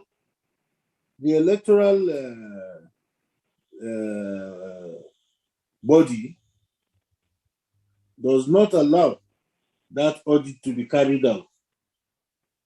So we are in a situation whereby if the electoral process is not verified electronically, then all sorts of people will take command, take control of the back end and pump every kind of figures into it. I think that is what informed the proviso to this section 52 that I read out now, which is that definitely, if you want to have electronic collation of results, you can collect the ones within Abuja Central. But how are you going to collect the ones that are in the rural areas, where the population is heavier than even those in the in the urban areas? So what the politicians are trying to avoid is that they themselves have seen that it will be an opportunity to oust a number of them. And it's just the sense or the instinct of self-preservation that is making them not to want to call for this, not because they love Nigeria, but that at any point in time they can be chopped out of office. Now, if we were talking about rigging before and incredible elections, what electronic voting is going to give us is going to be a complete vote of no confidence in the kind of democracy that we are practicing. We are warning people now, we are alerting them, but they seem to take pleasure in trying to be like the Joneses. You are not a Western country or a country that is advanced in technology, yet you want to practice what they're doing there. So it's something that we need to really drum up and emphasize and let people know. Another point, and I'm sorry if I'm taking time, another point is the allusion to banking. Justice Ajileye has also mentioned it and said rules should be made very clear. I think so too. If your ATM card gets swallowed by the ATM machine of a bank that is not your own, how do you start dealing with that? These things should be legislated, or rules should be there so that you can follow them and have relief. Now, one point which Mr. Usman made is about this issue of open banking. I think we're already at open banking. Because nowadays the banks pride themselves as doing what they call a one-branch banking. That means although my branch, or probably his own branch, where he is a Kaduna branch, incidentally, you can adopt any branch in Port Harcourt and go there and do your transaction. They have access to those records and they deal with you as if you are their branch. Now, what open banking simply means is that the banks will be connected to themselves so that if you want to buy a bank draft from a branch bank that is not your own, they can access your details and then issue a draft. We're almost there because when you go into internet banking or telephone banking, you're able to send monies to other banks quite easily. So I think what we should begin to think about are the checks and balances so that confidentiality and privacy is not lost completely. And artificial intelligence All this boils down to the fact that I support what he's saying, that we have no policies and we have no rules before we even go to legislation. And I think our legislators are not interested in these things. They are holding late night meetings to see how they can come back in 2023. Full stop. But what is important is that what drives their daily lives. Other economies are beginning to talk about driverless cars. Very soon, one Nigeria will bring one here. We bring an electric car, a driverless car, and want to sit in it for the car to take in, let's say, from Guarimpa to Transcorp. I can assure you will not get there because the things that are put in place are not available in this economy. So we should begin to think policy-wise. And the same thing has been said. I also agree with him that the way technology is going, there will be need for a new court, a technology court, or a specialized court to deal with matters of science and technology, with specialized bench to be able to deal with. I am not afraid of the fact that robots will replace judges. I don't think that that edge that the human brain has, any robot can come and have it in future. It's not going to be possible. They will try it. They would retrench a lot of judges. A few probably need to be, but it cannot get to the point where the human aspect will be discounted. So I thank you, the compare of the occasion, that these are the few words that I just want to add, that it may look as a harmless, innocuous topic, but it carries for us a great deal of potential for our future in this country. Consequently, once again, I thank the two erudite speakers and wish you all the best. Thank you very much. Thank you very much. Let us give our coordinator another round of applause.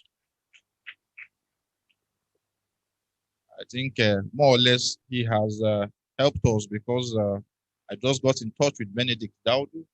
Unfortunately, he's still at the High Court of Lagos and he will be unable to join us. But I'm sure he informed me that he has written his own thoughts on the paper and he will circulate them to the resource persons and all of us. And so, with that, we take interventions, and we have about only how many minutes left? This is 10 minutes. This is okay. We have about 20 minutes left to take interventions. So, sirs, to note, this is the question to Mr. Usman. So maybe you can take it before you go online. We have a question from Oluwagbemi, and our question is that she needs clarification on what you meant by AI possibly replacing the function of judges. She wants clarification on what you meant by that. And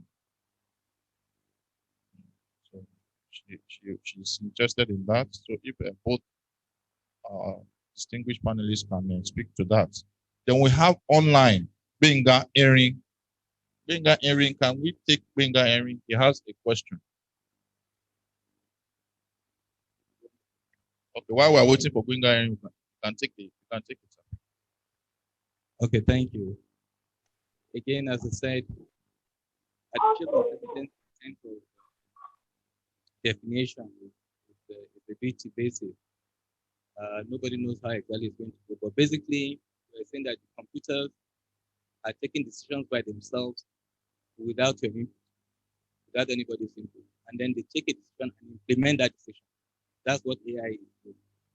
And AI is different from something like search result. Just ask the questions, you look at the database and gives you results. AI takes decisions. Now, what they are saying, conceptually, as I said, is that the decisions that AI is able to give is, for example, you impute the cases, the issues, and the problems, right? AI works on databases. What you feed into it that you look at and come out with a solution, right? So conceptually, they are saying in the next 15, 20, 30 years, we are going to find they are saying that AI or artificial intelligence will make better decisions than we human beings. That's the point. right? And AI, for legal software, you don't need lawyers. You feel the problem, which is where IT is taking over law, legal service, right? Because you can do some around 98 or so. Even Microsoft, well, we had readings there. They had some legal functionalities. So there have been legal functionalities in IT. What I'm saying is that part of the paradigm that he talked about and the AI he mentioned, I just took a small deep dive to explain what it is and what they are heading for. And the IT guys are much more powerful than we lawyers, and they can get it done and take over not only our legal profession, but also the judicial function. And let me even explain to you how it works. Some of the players in the banking industry are not banks. Ordinarily, CBN has no power of direction over them. They are not financial institutions. They are IT companies. They are providing IT service to banking service. CBN is not supposed to regulate. That's how far IT has come. So IT is now taking over, or information service is now taking over even banking service. So they are moving into the legal profession and also taking over judicial function. Thank you. Well, Thank you very much. Within the context of my paper, actually, it was like a projection that I made, that the way IT is going on, we may never tell what is going to happen tomorrow. And I projected that perhaps we may get to a point, and like it was just trying to confirm that we will get to a point that lawyers appearing in court might be a matter of robotic exercise. When we have virtual court and the work of a judge too, we are advancing to a level that we may have robots through AI that we have to be determining cases. So it was just a projection. Do we now have contributors? If you can, contribution. Benga, can you hear me? Yeah, I can hear you. I don't know if you can hear me. Okay, can you speak louder? It's not too audible. Can you speak? Can you hear me now? Yes, go ahead. You are loud and clear. Please, 2 minutes. All right. Okay. Good afternoon, panelists and ladies and gentlemen. I really appreciate this very lecture for today. And one very thing that struck me with what the Justice Ajileye said, that we don't even have a law to support our online transactions, such as buying something on Jumia. In case I've made payment on Jumia and Jumia refused to turn up some of my items for me, there is no even law for me to even take them up legally. That's quite a very big shock to me. And we learned that so many other countries are, even our bodies that we are under as a nation, has also written law, and we have refused to adopt that. That's quite a big surprise to me. And I wanted to ask if there's anything, especially for the Rule of Law Foundation, if there's anything that can be done, because most of all these things are done by legislators. If there is something that can be done by the Rule of Law to sponsor such an adventure for us to have such a thing be adopted by maybe one of the legislators that we can speak to be able to take up such a matter. That was one of the first points I want to make. And my second point is based on the electoral, electronic transmission and all that. I found out that the way we are in this country is quite going to be very, very difficult to have electronic voting, because even ordinary ATMs, a lot of people don't even know how to even make. So you see a man comes to the ATM machine and we say, I don't know how to use this. He will carry his whole account, doesn't know the implication of what he's doing, and give you his card, not knowing that the front code on that card and the PIN with the CSV code is enough for me to wipe out everything in his account. Some people even stay in ATM machines, punch in their stuff without even being conscious of the environment. Some print out even some their transactions without even proper details. So with some of all these things, we have a lot of complaints. People come to bank most times, complain of money being missing, and there's nothing bank can do, because most of all these transactions cannot be traced, because some of them were let out by you, because you don't even understand the security implications that is required of you to even do to secure yourself as a person holding ATM card. How much more now going into electronic voting? I think what we should just do is, and since there is no even rules model for even the INEC people to even tell us what procedure to follow, INEC will determine that. It's too bogus. I think so far, it's just to strengthen our this thing and a bit. Let's have a proper what we call admission of evidence. Like when we have, because most of the time the challenges you have is when you come to polling station, and like my polling unit the last time was invaded by thugs, but you cannot even present such a video in the court, and because they will tell you now that you have to go and bring the phone that did the recording. I don't know how that is because of the admission of some of the law terms that is used for that. But I think some of that, for now, I will still appreciate the normal standard voting. And if you can strengthen it, and one way the legal profession can help us is in the admission of evidence.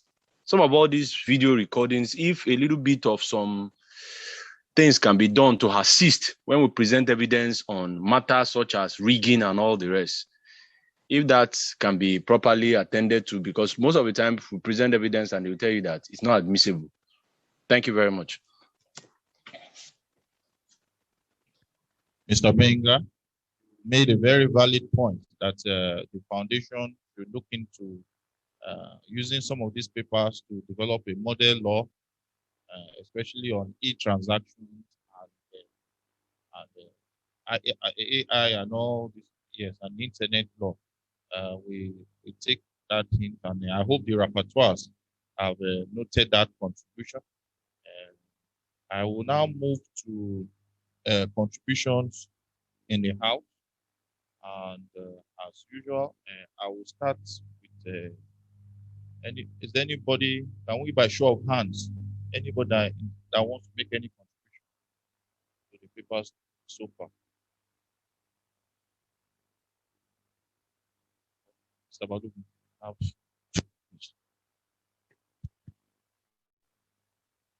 once again, I want to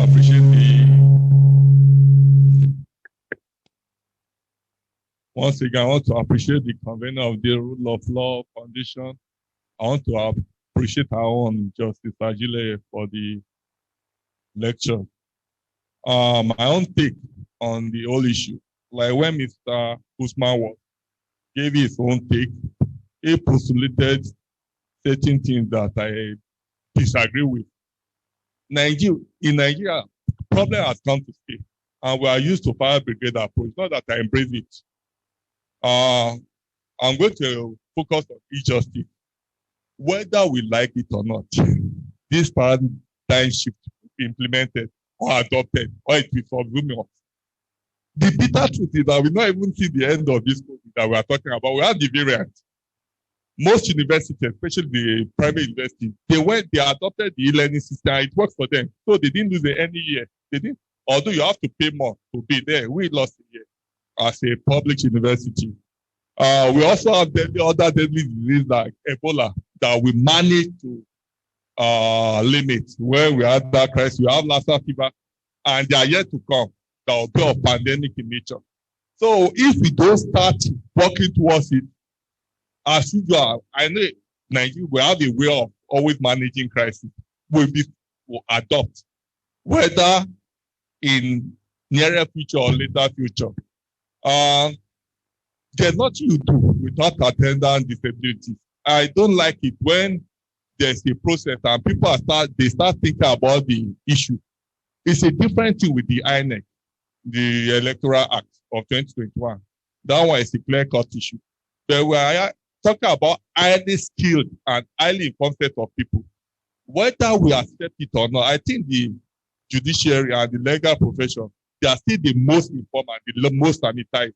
You can't do as you like. You can't be autocratic because they put you to check. That's why want to look at the attendance disability. Come here today if I have to consider security. I won't come here. If I have to consider the power, the electricity, I won't be here. If I have to consider the network services, I won't be here. So I don't want to dwell on it. I'll go straight to the advantages. The advantages can't be thrown away. Is it the time that you save? Is it the energy that you conserve? Or the reduced cost that at the end of the day contribute to our GMP and GDP when we adopt this e-justice?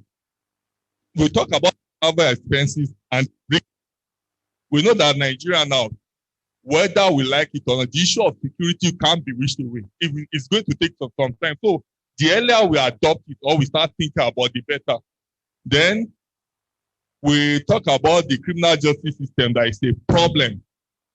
We know people are waiting trials, and this strike by the judiciary affected so many people. You put some people, they can't apply for bail for some people, innocent Nigerians, which is an aberration as far as I'm concerned.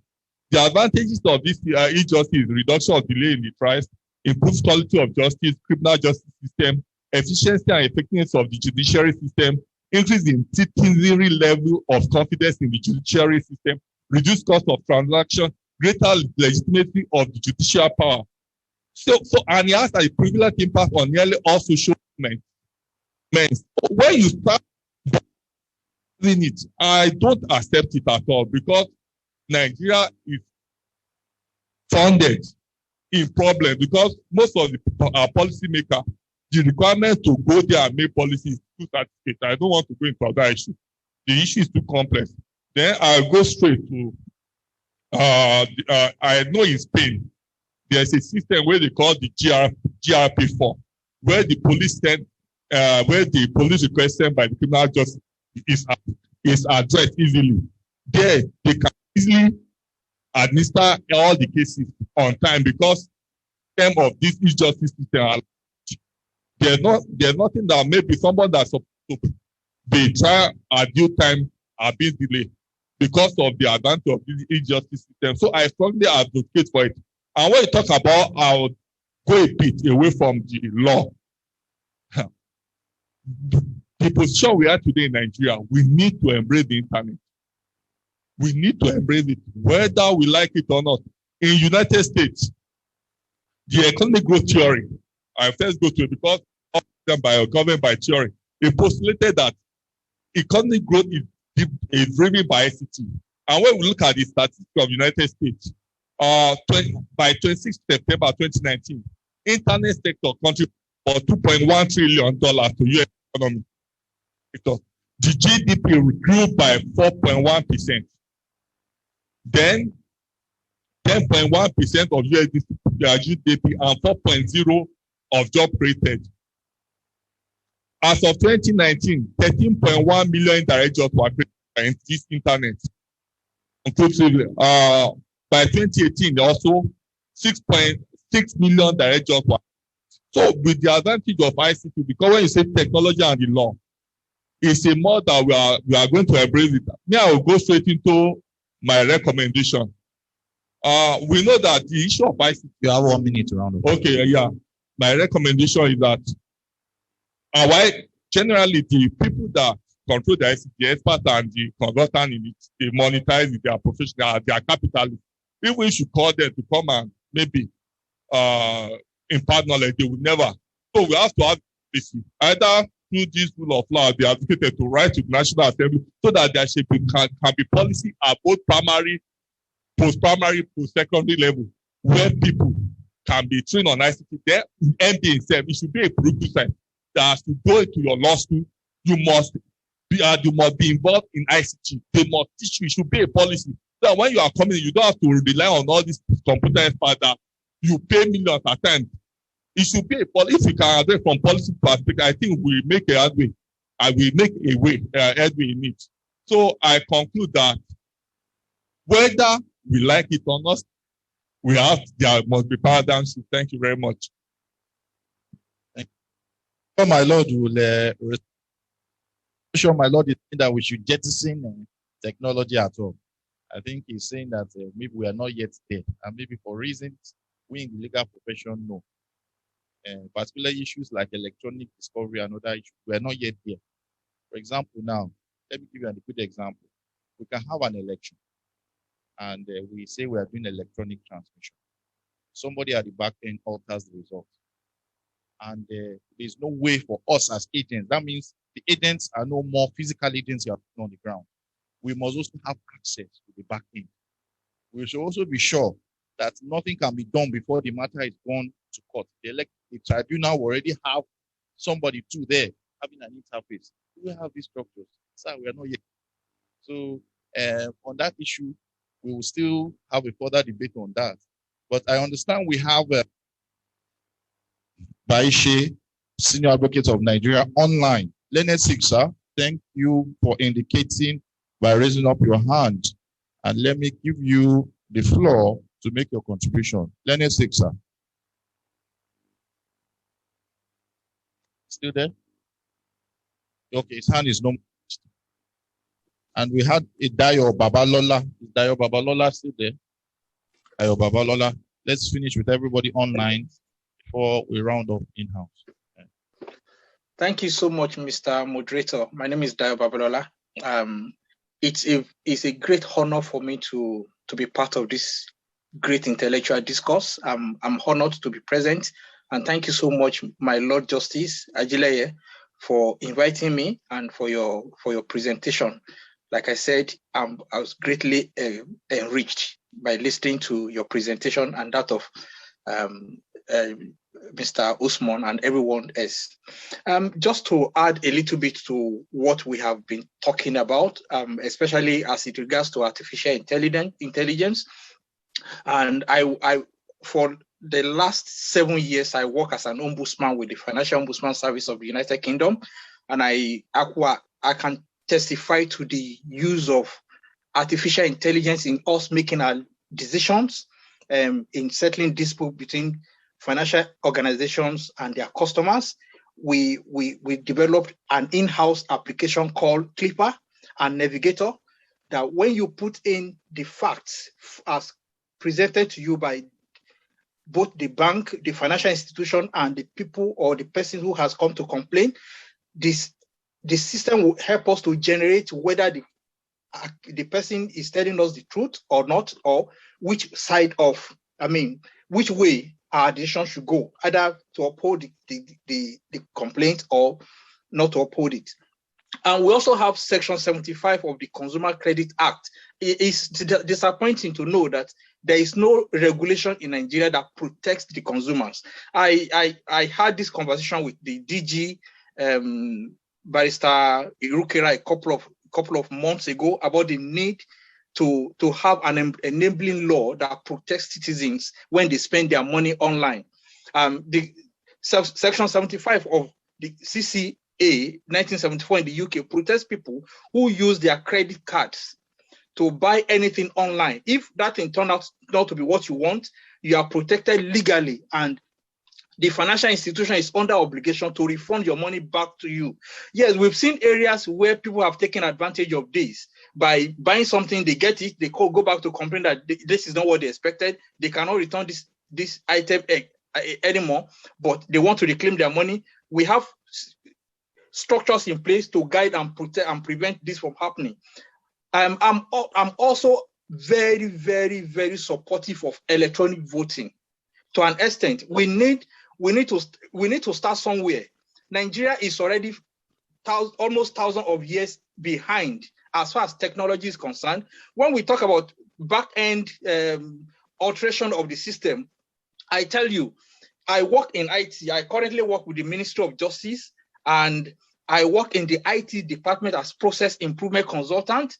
And I work with IT, I work with coders, I work with software developers to ensure that their system, the softwares and applications they use in this ministry is well protected from the back end.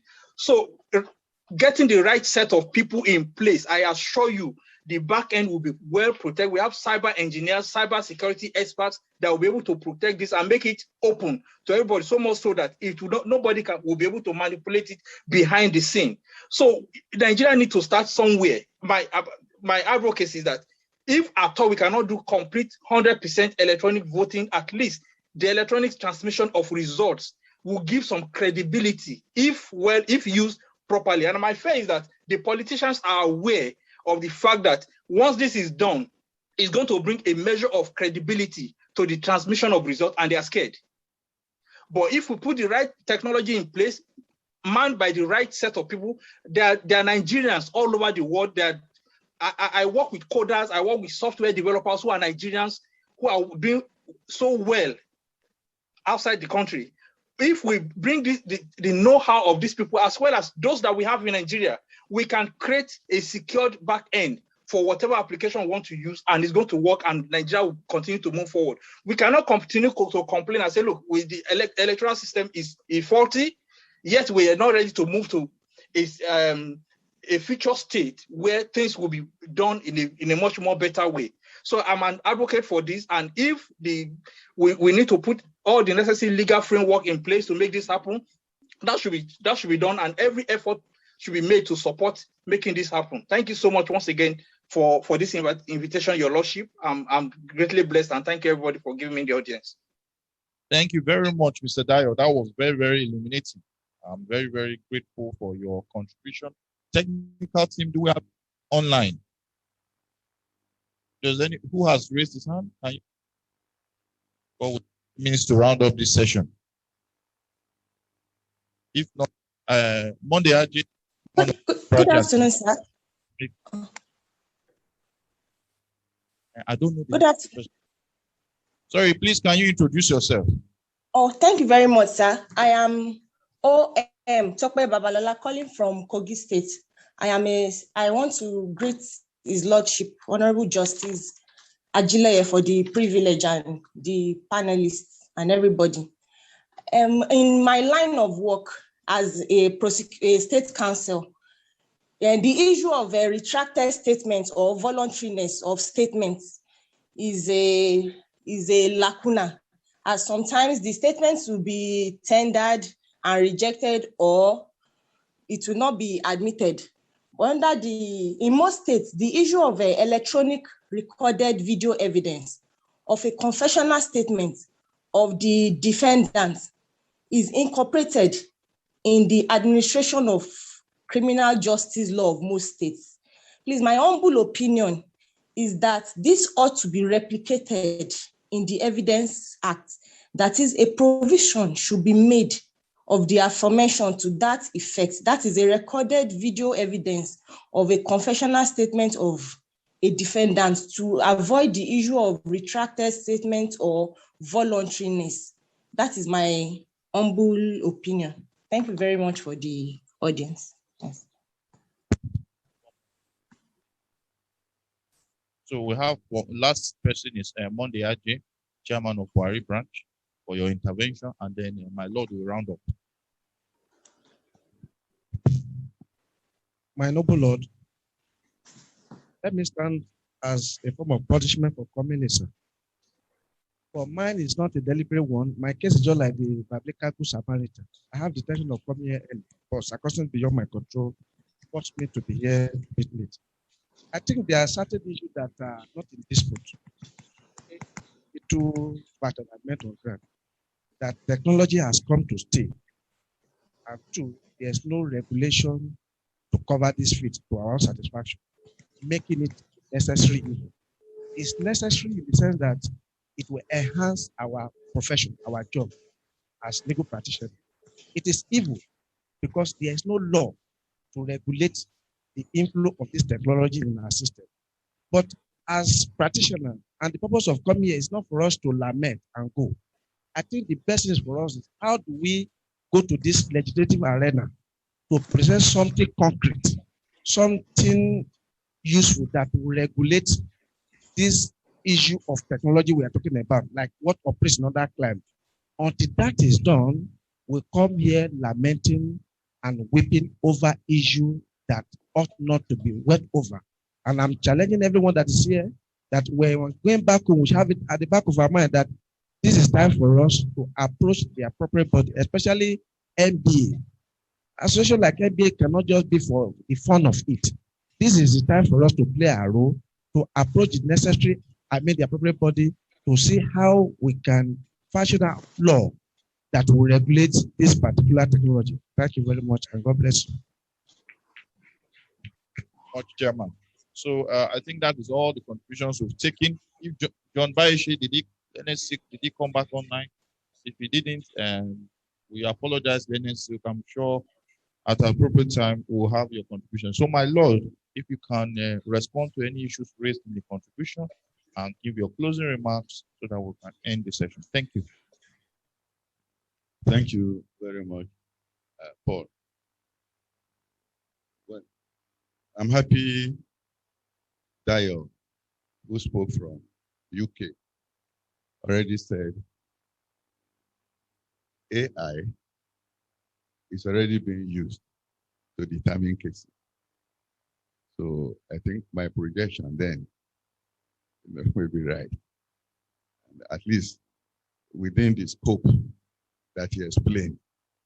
But my projection was on a very, very wide scale in which the matter will actually be brought to court and be determined by AI.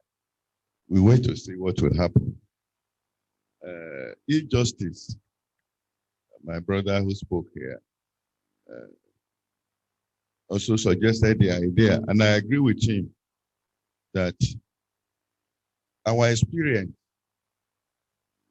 of the COVID lockdown, which motivated us, which compelled us, to many courts anyway, because we had many courts that did not even attempt any virtual sitting. But we have very proactive courts, like the National Industrial Court, the Federal High Court. Our experience under that lockdown should not be taken as an ad hoc experience. I mean, what I mean, now that COVID is gone, so to say, then we should forget about virtual sitting.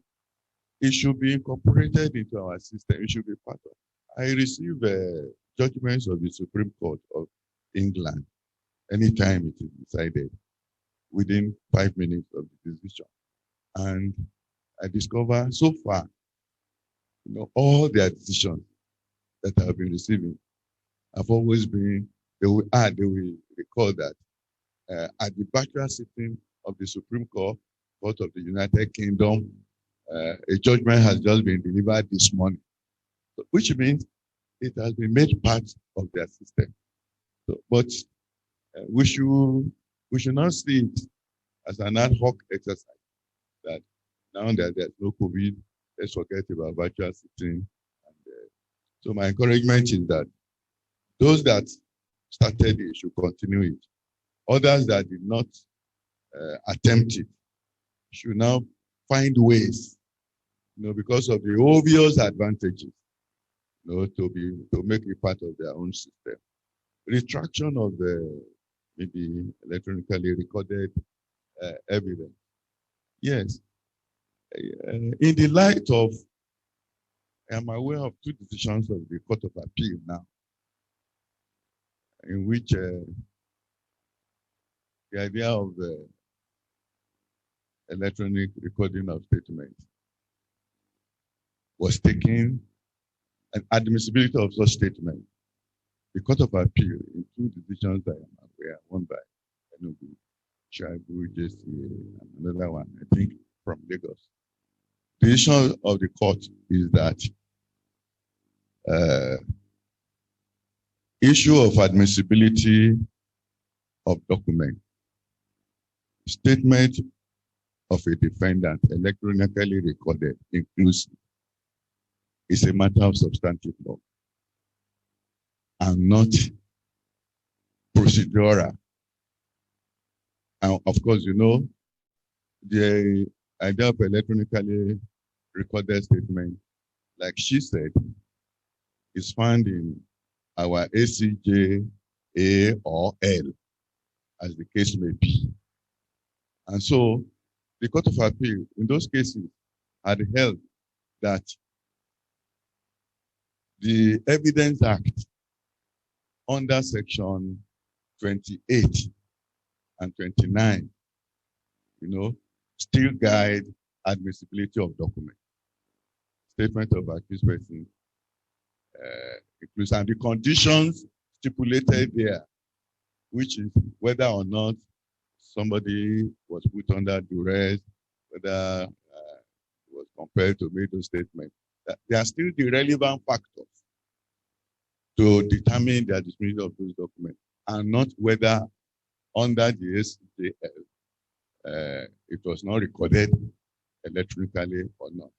And like she suggested, perhaps in the light of that judgment, of those judgments of the Court of Appeal, like she suggested, I think we should now begin to think about how, since evidence is a substantive matter, how the provisions in the procedural matter can be incorporated into the evidence act. That was a suggestion, and I want to agree with that. In the light of the decisions of the, although we are waiting for what the Supreme Court will say in respect of those decisions, but so far, I want to share the fact that the decision of the Court of Appeal is correct to say that issues relating to admissibility of documents, or including statement of accused, should be guided, particularly statement of the defendant, should be guided by sections 28 and 29 of the Evidence Act. So if we need that, if we require, if we want that such statements should be electronically recorded, we should amend the Evidence Act to put it there. Thank you. I appreciate everyone for listening. Thank you very much, my Lord. Let us give my Lord a very resounding round of applause. We have gained a lot, my Lord, from your in-depth and jurisprudential analysis. You even went philosophical at a point. You've made the word on everybody, phrase on everybody lips now is paradigm shift. How do we move from here to the next level? And we also want to commend Mr. Usman. He made us to know that there are some little potholes, there are some road barriers for us getting to that next level. That was, if you notice, he was saying we are going to get there, but we have to make sure that the car we are using, the vehicle we are using, the tires are okay. There's fuel inside the car that will take us to that destination. So I want to really, on behalf of the Rule of Law Foundation, Development Foundation, appreciate all our resource persons, all our online contributors, all our members of staff who put this program together at very short notice, and then to all our colleagues who are also with us in the Secretariat. We thank you very much for giving us your time to benefit and all of us to enrich our knowledge. Unfortunately, we are not able to, we have been talking about technology. Unfortunately, if you are not in the Secretariat, you will not be able to have an e-launch. How I wish I can the e-refreshment from where I am, but unfortunately, we are not yet at that stage. So there will be refreshments served for those of us who are the Secretariat. And thank you for listening, and goodbye. See you next time. I'm sure our next seminars and workshops will be coming up to be communicated to you. And please endeavor to follow our website and join us on the WhatsApp platform. Thank you very much, and God bless you.